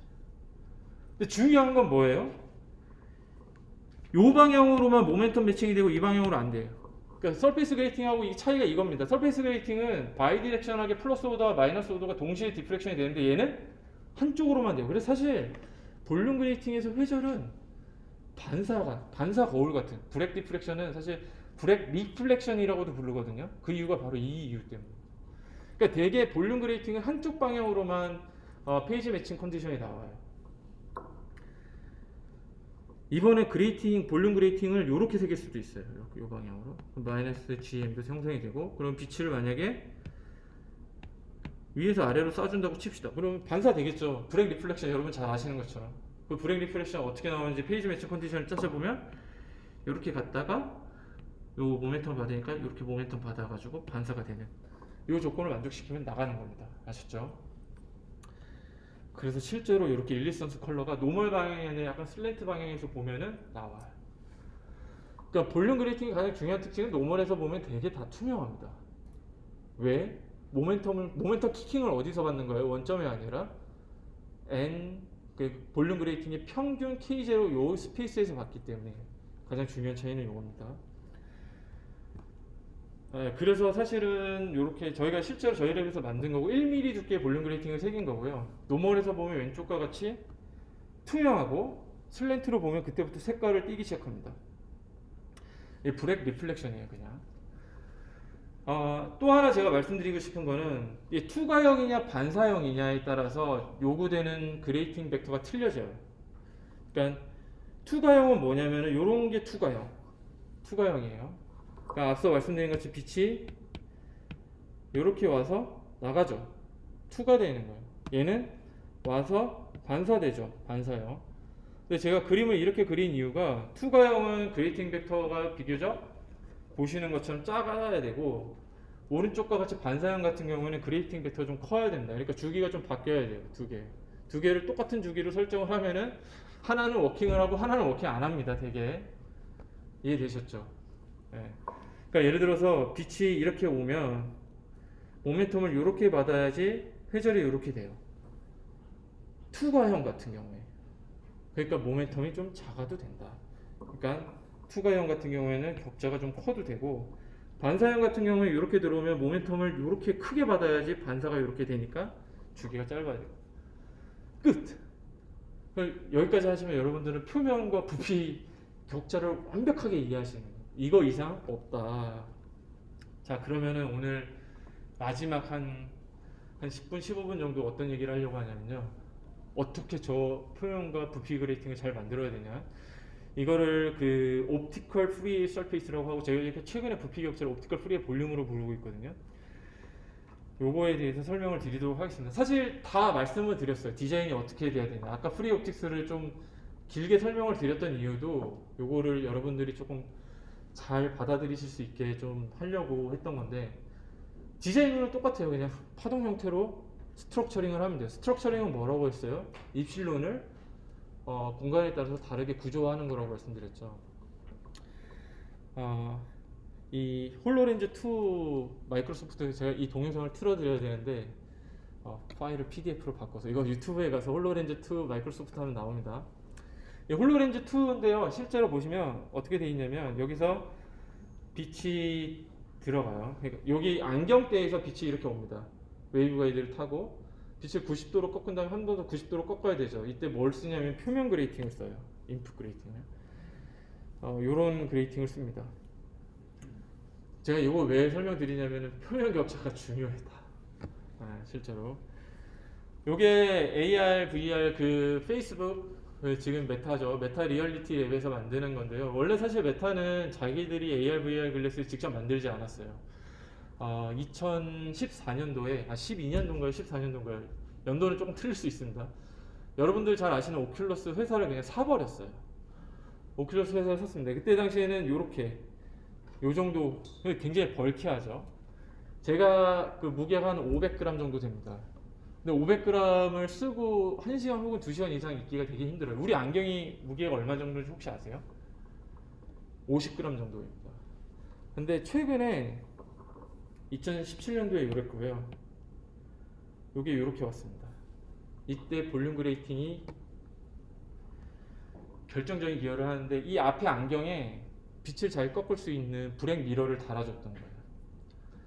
그러면서 갑자기 폼팩터가 줄어들어서 저렇게 가벼운 AR, VR 글래스가 나왔는데 문제는 뭐냐면 지금까지 대부분 만들어왔던 격자 구조는 이렇게 생겼었다는 거예요. 동의하시나요? 여기 패터닝 많이 하시죠? 패터닝 많이 하시면은 여러분들 표면 구조를 물결파로 만드실 수 있으세요? 대부분 이렇게 만들지 않으시나요? 그냥 포토리소를 하시거나 이빔 리소를 하시거나 어떤 형태로 하든 이렇게 저는 이거를 바이너리 패턴이라고 부릅니다. 바이너리 패턴. 여러분들 이제 아시죠? 왜 저게 안 좋은지. 저거 당연히 안 좋습니다. 근데 안 좋은데 사람들이 그냥 써왔어요. 그리고 사실 제가 오늘 말씀드렸던 프리 옵틱스 그거는 어떻게 보면은 되게 잘 알려진 지식. 그러니까 사람들이 알고 있었죠. 표면 혹은 부피 격자의 입실로는 웨이브 형태가 훨씬 좋다. 그럼에도 불구하고 저렇게 만들어 왔던 이유는 저렇게밖에 못 만들었기 때문입니다. 그래서 포토리스트 할 때 포토 레지스트가 되게 화학 반응이 어떻게 디자인이 되어 있냐면 스레스홀드 인텐시티를 넣으면 반응이 다 가고 스레스홀드 인텐시티를 안 넣으면 반응이 안 가는 all or nothing 형태로 지금 디자인이 대부분 되어 있어요. 여러분 쓰시는 게. 이거는 EUV PR조차도 지금 그렇게 되어 있습니다. 그러니까 포토리소를 딱 하면 이렇게 나오죠. 그럼 문제는 뭐예요? 굉장히 많은 로스가 생길 수밖에 없다는 거죠. 그죠? 잠깐만요. 예, 굉장히 많은 로스가 생길 수밖에 없다. 왜냐하면 웨이브가 아니라 저렇게 바이너리 패턴이면 바이너리 패턴을 형성하기 위해서 많은 다른 프리퀀시의 웨이브들을 섞어줘야 됩니다. 제가 보여드릴게요. 예를 들어서 사이너소이드란 패턴은 사인파 하나만 딱 필요해요. 그죠? 사이너소이드 패턴이니까. 근데 이렇게 바이너리 패턴을 만들려면은 여기 M이 이제 프리퀀시가 다른 웨이브 20개라는 거거든요. 그러니까 프리퀀시 다른 웨이브를 많이 섞어주면 많이 섞어줄수록 지금 까만색이 총 합이에요. 그리고 파란색은 섞어줘야 되는 웨이브의 수입니다. 근데 우리가 이제 프리 옵틱스를 배우셨으니까 아시죠? 저 많은 웨이브들이 파필드에서 귀결이 돼야 된다. 물론 이제 우리가 K벡터 다이어그램을 배웠으니까 저 중에서 전부가 페이지 매칭 컨디션을 만족하는 건 아니에요. 사실 되게 5개 이하만 페이지 매칭 컨디션을 만족하긴 합니다. 근데 그래도 하나가 딱 정확하게 파필드에서 찍히는 게 아니라 5개 정도의 다른 파장의 파동이 파필드에서 찍혀야 된다는 뜻이에요. 그러니까 로스죠, 일종의. 실제로 서페이스 그레이팅을 바이너리 타입과 사이너소이덜 타입을 만들어가지고 설정을 한 다음에 그냥 RCWA로 회절되는 것을 보시면 여기 0도가 이제 그냥 2가 DC 성분이라고 보시면 되거든요. 그리고 좌우로 지금 시메트릭하게 플러스 5도 마이너스 5도 회절이 되죠. 여기를 가리키는 건데 여기 그럼 보면은 많이 비죠. 바이너리 같은 경우에는. 그러니까 상당히 지금까지 만들어왔던 대부분 회절 격자들의 효율이 대단히 낮습니다. 대단히 낮아요. 그럼 홀로렌즈는 왜 이렇게 만들었냐, 마이크로소프트에서. 지금 보시는 것처럼 되게 높게 만들죠. 그거를 상쇄하고도 남을 만큼의 회절 효율을 내기 위해서 이렇게 만드는 거예요. 근데 쟤를 만들 수 있는 현재 유일한 방법이 나노 임프린트인데요. 수율이 20%가 안 나옵니다. 이거 상용화된 제품 얘기예요. 그래서 홀로렌즈가 300만 원이 넘어가는 결정적인 이유가 이 그레이팅을 못 만들어서입니다. 놀랍게도. 네. 사인파로. 저는 이게 커먼 센스라고 생각했어요. 그냥 당연한 거다. 근데 이게 2000년 6월 24일에 네이처에 이런 논문이 나옵니다. 옵티컬 프리 서피스. 데이비드 노리스라고 ETH 유명하시죠? 광학재료 하시는. 인트로덕션에 제가 지금까지 1시간 동안 얘기한 게를 쭉 써놨어요. 그래놓고 지금까지 사이너소이드란 팔을 만든 방법이 없어서 우리가 처음으로 제시할게 이렇게 써놓습니다. 저는 저게 당연한 커먼센스라고 생각했는데 이 문제를 제기하면서 여태까지 지구상의 웨이브한 형태의 표면 격자를 만드는 방법이 없었어. 그래서 우리가 이걸 제시할게. 그리고 이거를 우리가 옵티컬 프리 서페이스라고 명명할게 이렇게 합니다. 그래서 이들이 썼던 방법은 뭐냐면 스캐닝 프로브 리소그래피예요. 그래서 AFM이라고 생각하시면 돼요. AFM 팁을 달굽니다. 달구는데 그 폴리머 핀 필름의 그 폴리머의 글래스 트랜지션 템퍼레처보다 온도를 높여요. 그런 다음에 여기 갖다 대면요, 고분자가 이렇게 플로우가 생기겠죠. 근데 힛이 방사될 때는 라디얼하게 방사합니다. 그러니까 열이 갖고 있는 포텐셜은 그 포인트 팁 끝에서부터 멀어질수록 이렇게 그래듀얼하게 바뀌어요. 네. 그러니까 얘를 잘 제어를 하면은 사이너소이드란 팔을 실제로 만들 수 있습니다. 이렇게. 그래서 우리가 지구상에 처음으로 옵티컬 프리 서페이스를 만들었어. 가장 완벽한 그레이팅을 만들었어요. 그래서 네이처에 2년 전에 내고. 다만 문제는 이제 스캐닝 프로브 팁을 이렇게 스캐닝을 하면서 달고서 고분자를 움직이게 하고 이걸 되게 프로그래머블하게 라지얼에 하면 저런 패턴이 나오거든요. 되게 느리겠죠. 그래서 사실 스로우풋을 보면 보통 마이크로미터 스퀘어 퍼 아워로 이게 정량화하는데 여기가 SPL, EBL, 일렉트론 빔 리소그래피, 여기쯤 어디 옵니다. 여기가 이제 포토 리소그래피, 나노 인프린트 리소그래피거든요. 좀 느리겠죠, 당연히. 또 하나 문제는 뭐냐면 모듈레이션 하이트를 조금밖에 못해요. 10나노 정도밖에 못 줍니다. 그럼 회절 효율 자체는 낮아요. 프리의 스펙트럼을 완벽하게 맞출 수는 있지만. 그리고 제가 이 논문을 봤을 때 되게 당황했어요. 내가 더 잘 만들어 왔는데 사이너소이드라는 패턴을 그 방법을 소개해 드리려고 합니다. 제가 쓰는 방법은 뭐냐면 홀로그래픽 인스크립션이라고 해가지고 물질을 이동하는 방법이에요. 케미컬 애칭, 리소그래피 애칭을 전혀 안 쓰고 플랫한 필름이 있을 때 간섭 패턴만 싹 쏘여주면 그냥 패턴이 이볼루션 합니다. 그냥 자연스럽게 물질이 이동해서 그래서 그냥 플랫한 필름을 깔았을 때 이 모양인데요. 홀로그래픽 인스크립션 하면 이렇게 갑니다. 이렇게 어떻게 되는지 설명을 드릴게요. 이렇게 제가 만든 패턴. 이거는 데이비드 노리스 교수님이 2020년에 네이처에 발표하면서 우리가 처음이야라고 했는데 저는 이거를 2005년도에 만들었거든요. 2005년도 이렇게 동의하시나요, 물개파? 제가 그냥 늘 만들었던 거예요. 당황했습니다. 그래서 저 논문을 보고 제가 이렇게 노리스 교수님을 까지만 작년에 그 방 가서 톡도 하고 공동 연구도 지금 하고 있는 그런 사이이긴 합니다. 오해는 마세요. 저 어떻게 만드는지 보여드릴게요. 이게 실제 저희 랩에서 만드는 거 센티미터 스케일이고 10분이 안 걸립니다. 왜? 리소그래피 애칭을 안 해서 그래요. 그냥 이 방법은 디렉셔널 포토폴라라이제이션 리소그래피라고 2010년도에 제가 처음 발표했던 방법에 기인을 합니다. 그러니까 이제 두 개 키워드가 있죠. 빛으로 유동화를 시킨다. 물질을 말랑말랑해서 움직이게 한다는 뜻이고요. 이거를 방향성 있게 한다는 뜻입니다. 이게 어떤 거냐면 차량을 빚어서 특정 모양을 만들고 펑션을 부여를 하죠. 그 찰흙을 저희가 폴리머인데 이런 물질이 들어가 있는 폴리머를 쓰는 거예요. 이거를 아조벤진이라고. 지금 광학하시는 분들이 많아서 케미컬이 조금 익숙하지 않으시죠? 그냥 저런 녀석도 있구나 이렇게 보시면 됩니다. 저 분자가 그 고분자나 슈프라 몰레큘 같은 호스트 물질에 들어가면은 되게 재밌는 현상을 일으키는데요. 제가 빛을 받으면은 왼쪽에 있는 형태에서 오른쪽에 있는 형태로 바뀝니다. 저거를 왔다 갔다 가역적으로 할 수 있거든요. 그러면 분자가 안에서 빛을 받았을 때 떨리니까 말랑말랑해지고 움직입니다. 그래서 2마이크로미터 높이의 2마이크로미터 지름에 갖고 있는 포스터가 이렇게 모양이 바뀝니다. 빛 조사 조건에 따라서. 키피처 두 개만 설명을 드릴게요. 하나가 상온에서 저런 일이 일어납니다. 아까 이제 스키니 프로브 리소그래피 할 때는 온도를 예를 들어 PMMA를 쓰면 온도를 110도, 120도를 높여줘야 되거든요.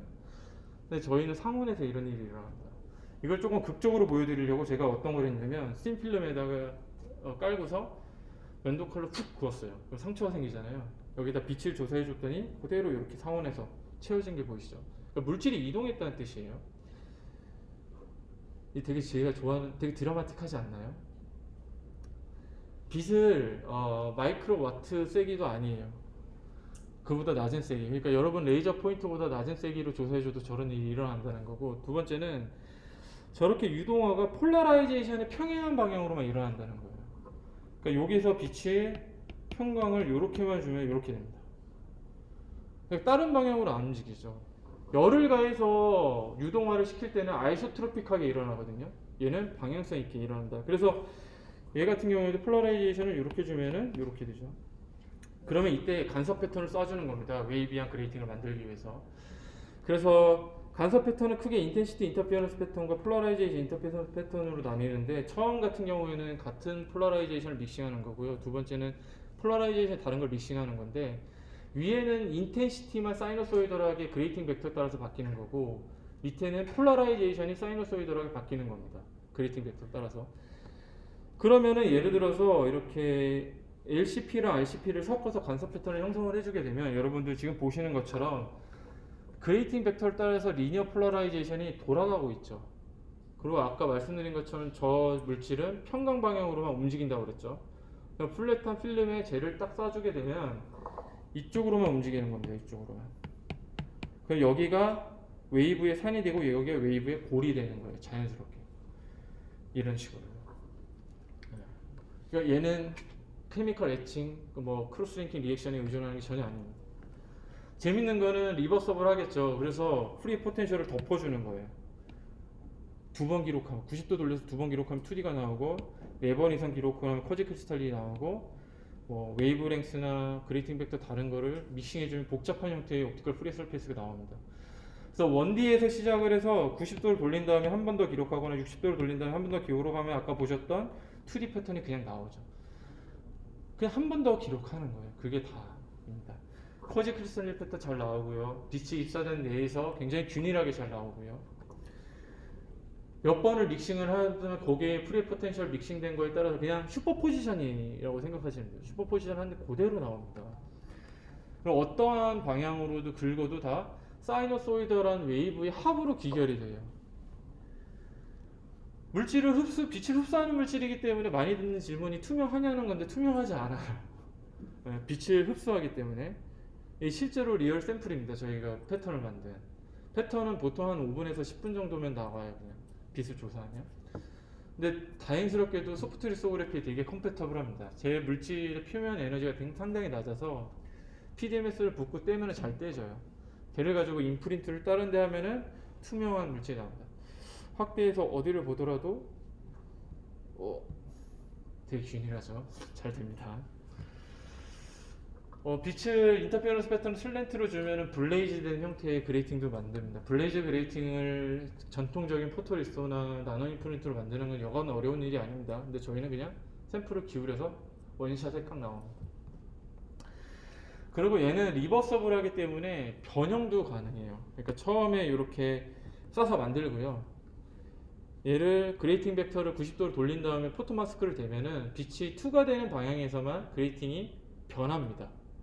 그래가지고 이렇게 서로 이제 90도 각도를 갖고 있는 그레이팅 벡터를 갖고 있는 서페이스 그레이팅을 심리스하게 인테그레이션 할 수 있어요. 그냥 두 번 조사만 하면. 그렇다 보니까 이제 여기서 보여드리는 건 그레이팅 벡터는 같대 피리어드가 다른 세 가지가 심리스하게 인테그레이션이 되고 딱 세 번만 조사하면 끝난다. 이거 전체 프로세스가 15분 걸렸습니다. 자, 볼륨 그레이팅을 마지막으로 할게 한 5분만 더 하겠습니다. 제가 11시에 시작을 했는데 지금 12시 15분인데요. 시장하시죠? 5분만 더 쓸게요. 볼륨 그레이팅. 볼륨 그레이팅 아까 말씀드린 것처럼 이렇게 에스펙트 레이쇼가 굉장히 커야 되고 해석에 관련돼서 제가 조금 더 설명을 드리면 그레이팅 벡터 이제 K 벡터 다이그램으로 모멘텀 매칭 컨디션 찾는 거 되게 파워풀해요. 근데 문제가 뭐냐면 볼륨 그레이팅이다 보니까 그 포인트 소스 기반의 레이옵틱만으로 해석을 하기에는 좀 오류가 생깁니다. 이게 앞서 설명을 드릴 때 얘 그 볼륨 그레이팅의 평균 굴절률을 가지고 모멘텀 매칭 컨디션 찾는다고 그랬잖아요. 근데 실제로는 어떨 것 같아요? 여기 보면 이게 사이너소이드하게 이렇게 바뀌겠죠. 그러니까 입사되는 파동은 얘를 온전히 느끼면서 가요. 그러면 이제 우리가 지금 생각할 수 있는 게 페이지 리타데이션도 클 거고, 그죠? 등등등. 그러면은 입사되는 파와 회절되는 파 사이의 페이지 싱크로니즘 이런 것도 차이가 나고 이렇습니다, 실제로. 그래서 이거를 보면요, 바이너리 그레이팅과 사이너소이드 그레이팅을 보면 인덱스 높이를 이렇게 설정을 했을 때 사이너소이드란 거는 이렇게 되면은 요거에 딱 매칭이 되는 회절이 그대로 나와요. 브랩 디프렉션이. 근데 바이너리 같은 경우에는 20개 이상의 빛을 믹싱해 줘야 되고 그 중에 3개가 페이지 매칭이 되는데 요거 각각의 매칭이 되는 회절이 이렇게 생깁니다. 그러니까 로스가 상당히 크죠. 요 3개만 따로 이렇게 보면은 사이너소이드 웨이브예요. 근데 이게 합쳐져서 나와야 되는 거예요. 바이너리 그레이팅은. 근데 해석함에 있어서 웨이브 프로퍼티, 일렉트로마그네틱 웨이브 성질을 조금 더 잘 반영이 돼야 됩니다. 볼륨 그레이팅 정확하게 해석을 하려면 K 벡터 다이어그램 기반에서 해석하는 것도 여전히 파워풀해요. 파워풀한데 잘 안 맞는 경우가 생깁니다. 이거를 끝판왕으로 해석을 하신 분이 왼쪽에 이제 코겔릭이라는 분이세요. 이분이 커플드 웨이브 시오리로 완벽하게 해석을 했고 이거는 사실 제가 읽어본 논문 중에서 정말 너무 좋은 논문이어서 사실 저희 연구실 학생들한테도 읽게끔 했는데 얘랑 그 다음에 오른쪽에 저 책은 다들 아시죠? 그 스티브 존슨, MIT의 스티브 존슨이랑 요하나 폴리스가 쓴 책인데 저 두 개는 꼭 보셔야지 사실 볼륨 그레이팅은 완벽하게 이해가 되거든요. 요는 뭐냐면 볼륨이기 때문에 입사되는 거에 많은 그 페이지 리타데이션이 생길 수밖에 없습니다. 그러니까 레이옵틱 기반에서 심플하게 K벡터 다이어그램 페이지 매칭 초점을 못 찾아요. 그래서 예타가 회전효율이고 요 안이 이제 페이지 리타데이션이 얼마나 되냐인데 페이지 리타데이션을 결정하는 게 입사되는 파장과 각도가 정해지면 두께, 굴절률 차이가 영향을 많이 줘요. 굴절률 차이라는 거는 에버리지 굴절률이 아니라 파가 형성이 됐을 때 파동 형태로 굴절률이 변할 때 이 진폭을 얘기하는 거예요. 진폭을. 근데 에버리지 굴절률이면 진폭이 이렇게 아무리 크더라도 딱 요것만 잘라서 보는 겁니다. 이거를 다 똑같이 보는 거예요. 진폭이. 그래서 사실 이 커플드 웨이브 시오리로 봐야 되고 페이지 리타데이션이 굴절률을 만약에 똑같은 두께에서 사이너소이드라는 파동 형태로 형성을 했다 하더라도 굴절률을 키우면은 이렇게 됩니다.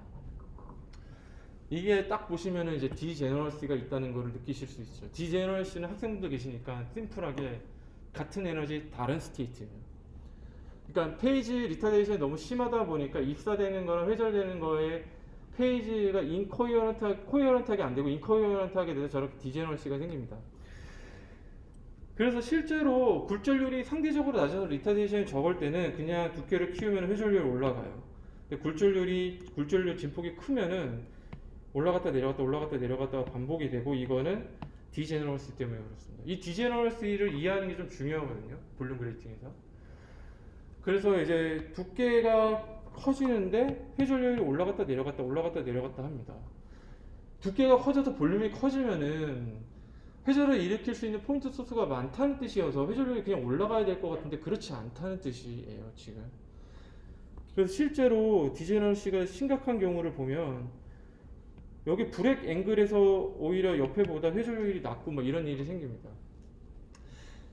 그래서 이 볼륨 그레이팅에서 디제너럴시, 디프렉션 에피션시 디제너럴시를 좀 잘 이해하는 게 중요한데요. 또 성의 없이 이렇게 써왔습니다. 요거 유튜브 보시면 제가 풀리 드라이빙을 해놨으니까 한번 보시고요. 이걸 어떻게 볼 수 있냐면은 예를 들어서 이제 맥스웨이케이션부터 시작을 해가지고 요 해밀토니언을 유도를 해내면 이게 이제 정확하게 브렉 디프렉션에 관여가 되는 해밀토니언이라고 보시면 돼요. 근데 여기서 이제 우리가 리얼만 고려하면 이거는 전형적인 허미션 프로그램입니다. 그래서 얘를 푸는데 주기적인, 그러니까 예를 들어서 주기가 A라고 하면 A에 따라서 피리어딕하게 나와야 되니까 이 솔루션과 이 솔루션, 그러니까 피리어딕을 반복을 했을 때 솔루션이 같아야 돼요. 솔루션이 같아야 됩니다. 그러니까 A가 피리어드라고 하면은 마이너스 A 오버 2 플러스 A 오버 2가 같아야 되는, 우리가 일종의 바운더리 컨디션을 대비를 하면 이걸 풀 수가 있거든요. 그러면 솔루션이 두 개가 나와요. 볼륨 격자에서. 요거를 가시적으로 잘 보여주는 게 그 아까 제가 설명드렸던 스티븐 존스 책에 나왔던 요 그림입니다. 굴절률 차이가 적을 때는 요렇게 나와요. 그죠? 요렇게. 그러니까 웨이브 솔루션이 두 개가 나오는데 두 개가 굴절률이 상대적으로 적은데 이렇게 파가 위치할 수도 있고 브렉 컨디션에서, 브렉 디프렉션 컨디션에서 굴절률이 조금 높은데 위치할 수도 있어요. 근데 예를 들어서 굴절률 차이가 크면은 요런 시츄에이션이 나옵니다. 그죠? 굴절률이 큰 데니까 빛이 더 이렇게 늘어질 수 있겠죠. 이렇게. 늘어지는 게 스퀴즈 되고 여기는 늘어지고 굴절률이 작으니까. 근데 문제는 이거를 에너지 스테이트로 보면 이렇게 스플리팅이 되겠죠. 이게 디제너럴시가 생기는 원인입니다. 델타 N이 클 때. 그러니까 브렉 디프렉션에서 볼륨 그레이팅에서는 이거를 온전히 담아내야 돼요. 그래서 굴절률 차이가 커지면은 밴드갭이 커지고, 그래서 이제 그 스플리팅 오브 디제너레이티브 디프렉션이 생깁니다. 그래서 요 식을 한번 보시고요. 그러면은 뭐냐면은 옵티컬 볼륨 그레이팅을 옵티컬 프리의 볼륨 형태로 구현을 하려면 디제너럴시가 없어야 돼요. 그 결론은 뭐냐면 페이지 리타데이션이 상당히 적어야 된다는 거고, 그래서 델타 N이 상당히 적게 형성을 해야 된다는 거예요. 굴절률 차이가. 이 작은 정도가 12-3승 정도이고, 반면에 두께는 커지면 커질수록 사실은 그 밴드위스는 얇아져요. 그러니까 보다 옵티컬 프리의 볼륨에 가까워지는 거죠. 근데 저희가 이제 이거를 구현했던 방법이 홀로그래픽 포토폴리머라이제이션이라고 해서 흔히 HOE로 홀로그래픽 옵티컬 엘러먼트로 부르는 겁니다. 그래서 인터피어런스 인텐시티 인터피어런스 패턴을 형성하면은 인텐시티가 이렇게 머듈레이션이 되죠. 그레이팅 벡터에 따라서. 그럼 포토폴리머라는 녀석에 딱 쏘여주면은 밝은 부분에서만 포토폴리머라이제이션이 형성이 되고 여기서만 덴스하게 되는 겁니다. 이렇게. 근데 이게 사이너소이드하게 모듈레이션이 되죠. 그러면은 굴절률 차이를 되게 적게 10-3승5도로 유도할 수가 있어요. 실제로 그렇고, 저희가 또 하나 하는 건 아주벤젠 몰레큘이, 제가 이제 어나이스토픽한 긴 몰레큘이잖아요. 빛을 조사해주면 평광의 수직행 방향으로 얼라인먼트를 합니다. 그러면은 요렇게요. 빛을 받은 부분과 안 받은 부분 사이에서 몰레큘 얼라인먼트 차이가 생기고 굴절률 차이가 생겨요. 이게 또 10-3승5도로 돼요. 그래서 이 두 물질을 가지고 홀로그램을 볼륨 그레이팅을 기록을 한 다음에 실제로 봤는데 딱 하나의 디프렉션 핀만 딱 보이죠. 디제너러시 없이. 그래서 저희가 이제 우리가 옵티컬 프리의 볼륨이 뭐다는 거를 정의를 했고, 물질 내에서 어떠한 조건이 충족이 될 때 옵티컬 프리의 볼륨이 실제로 나온다라는 거를 좀 규정을 해서 했습니다. 아, 이제 마지막이다. 제가 전해드리고 싶은 메시지는 딱 두 가지예요. 우리가 리소그래피 만드는 거에 익숙해져서 바이너리한 것만 만들어 왔는데 그렇게 만들면 안 된다는 거고요. 사이너소이드하게 파동 형태로 구조화를 시켜야 된다. 그리고 그를 위해서는 리소그래피 애칭보다 제가 설명드렸던 매스 마이그레이션을 써야 된다. 이게 키 메시지고, 리소그래피 애칭을 쓰지 않고 그냥 빛만 조사해 주니까 프로세서 스루풋이 훨씬 더 빨라요. 그러니까 기존의 저희 방법은 EBL 혹은 포토리소그래피보다 10의 8승 정도가 빠릅니다. 크게 이건 보수적으로 잡은 거고, 조금 더 잡으면 10의 12승 정도. 제가 설명드린 오늘 전체적인 그 강의 내용은 제가 이 두 페이퍼에 다 써놨고, 이게 리뷰 페이퍼인데요. 이거를 튜토리얼 아티클처럼 써놨어요. 특히 프리옵틱스 관련된 거는 제가 되게 저는 재료하는 업자의 마인드로 재료하시는 분들도 잘 따라올 수 있게, 그러니까 대학 1학년 때 배우는 미적분만 알면 다 따라올 수 있게 되게 엘레먼터리하게 써놨으니까 한번 봐주시고요. 마지막으로 제가 감사 인사를 꼭 드려야 돼서 마지막으로 시간만 조금 더 드리겠습니다. 제가 사실 프리 옵틱스를 잘 이해를 한 번 했던 건 물론 아니겠죠. 근데 이 그 고려대학교 김희 교수님하고 교류를 하면서 제가 보는 식견이 확 넓어졌습니다. 그래서 꼭 감사 인사를 드리고 싶었고, 볼륨 그레이팅 관련해서는 이제 옵티컬 셋업이라든지 이런 것들을 제가 충북대학교 김남 교수님께 굉장히 많이 배웠습니다. 그리고 그 저희 대학원생 박사 지금 2년차 이명준 학생 때문에 이 학생 좀 주목해 주세요. 이제 한 2, 3년, 3, 4년 있으면 잡마켓에 올라가는데 대단히 똑똑하고 부지런하고 우직하고 되게 잘합니다. 그래서 이 친구 때문에 제가 프리 옵틱스를 재밌게 하고 있고요. 그 다음에 이제 요 김강진 학생 이제 곧 졸업하는데, 이 친구는 이제 샤클리 카이저 리밋에 기반한 어떤 옵톨렉트닉 디바이스 계산도 굉장히 잘하고 실험도 잘하는 친구입니다. 꼭 주목해 주세요. 되게 똑똑합니다. 그리고 사실 해당 주제로 제가 정확히 한 달 전에 미래기술연구실을 과제를 수주를 했습니다. 정확하게 이 주제로. 그래서 조금 더 안정적인 조건 하에서 5년 동안 할 수 있을 것 같고요. 이를 위해서 저기 여기 볼드체로 되어 있는 분들이 저희 참여하시는 교수님들이라서 제가 이분들 덕분에 조금 더 재미있게 하고 있습니다. 포스텍의 정운영 교수님, 노준석 교수님, 박수진 교수님, 그 다음에 고려대학교 방준하 교수님, 그리고 카이스트 물리과의 이제 박영근 교수님 이렇게 수고해주고 계십니다. 감사합니다.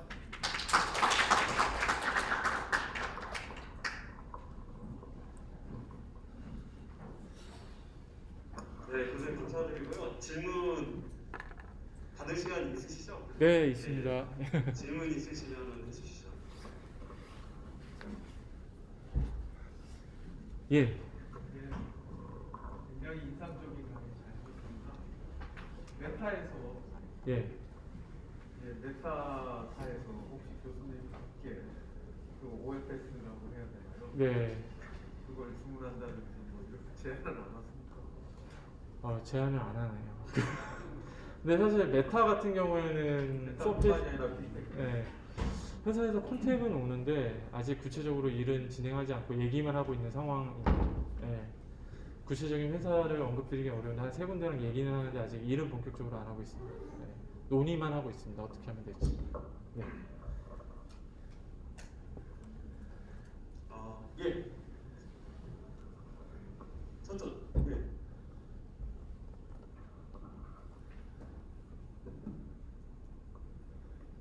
포토 플루이드 이펙트로 이렇게 멀티플 스텝으로 좀 더 컴플렉스한 스트럭처를 예. 디자인할 때 예. 평강 방향으로 이제 매스 플로우가 생기는 플루이드 플로우가 네. 있다면 사실 이제 또그 아이소라이제이션 다이나믹스 생각하면 네. 첫 번째 기록했을 때의 이제 옵셔션 엑시스 인프에 따라서 예, 맞습니다. 그다음 프로세스에서의 정확한 이제 토폴로지 예. 최종적으로 얻는 걸 해서 예측 예. 모델로 좀 하려면 지금까지 예. 사실 이제 초기에 이게 위치를 어느 방향으로 예. 방향 온라인이 돼 있는지가 최종 세컨드 스텝이나 서드 스텝에 영향을 줄 거라고 저는 예, 맞습니다. 네. 그런 부분까지 좀 스터디가 돼 있는지 그 부분을 저희가 아직 스터디가 다 컴플리션 된 건 아니고요. 저희가 어느 정도 수치해석 모델을 갖고서 접근을 하고 있습니다. 그래서 앞서 말씀드린 것처럼 평강 방향에 따라서 몰레큘러 얼라이먼트가 되는 정도는 저희가 가늠해 볼 수 있고요. 그 다음에 이제 이 S 마이그레이션이 파생이 될 때 저희가 정확하게 어떤 오리진에 의해서인 건지도 지금 최근에 2, 3년 동안 알아낸 것들이 좀 있습니다. 그래서 저희가 수치 해석 모델을 좀 갖고 있고요. 또 하나 이제 토폴로지가 이렇게 변형된 상태에서 세컨 스텝이 들어가다 보니까 뭐 인터피어런스 패턴의 어떤 구조비 자체의 스트럭처럴 피델리티도 바뀔 수 있지 않습니까? 그런 부분도 저희가 수치 해석을 해서 가늠을 해보고 있습니다. 그래가지고 첫 번째 색인 다음에 두 번째 색이는 그 구조가 비교적 첫 번째 어떤 OFS랑 유사한 스트럭처럴 피델리티를 가질 수 있도록 실험적으로 그 다음에 어떤 해석적으로 보정을 하면서 하고 있는 건 사실이고 아직 그 모델이 완벽한지 조금 더 확인해야 돼요. 네. 감사합니다. 좋은 질문 감사합니다. 예. 예.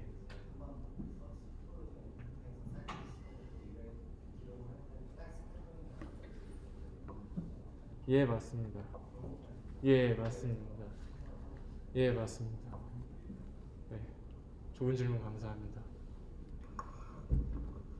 교수님 저도 이제 질문인데요. 그 이제 사용하는 게 아조 벤젠 이렇게 사용을 하셨는데, 예. 근데 이제 그레이팅을 막 이렇게 좀 만들려고 하면 이제 아까 각도도 이렇게 돌려가면서 네. 이렇게 하신다고 그랬거든요. 네. 근데 이 궁금한 게 이제 한번 이렇게 이제 경화가 될 거고, 네. 근데 또 이렇게 돌려서 또 하면 영향을 또 받을 것 같은 거예요. 예,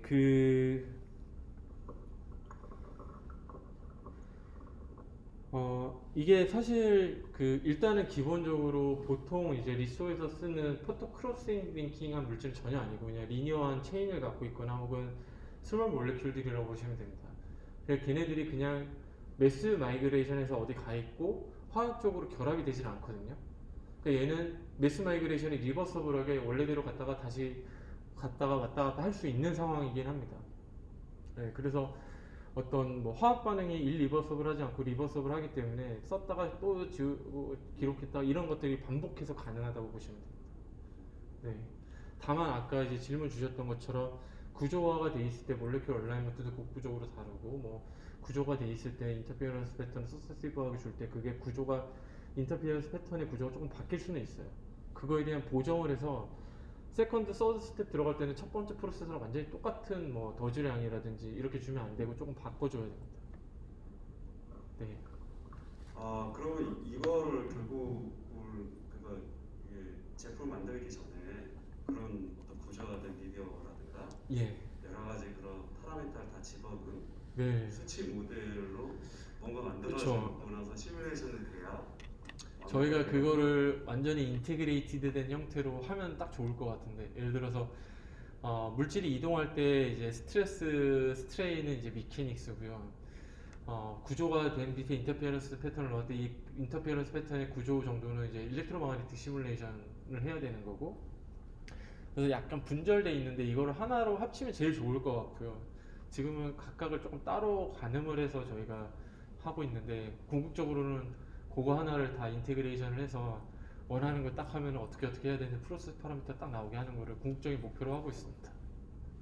네, 네, 좋은 질문 감사드립니다. 감사합니다. 네, 다시 한번 감사드립니다. 아, 네, 감사합니다.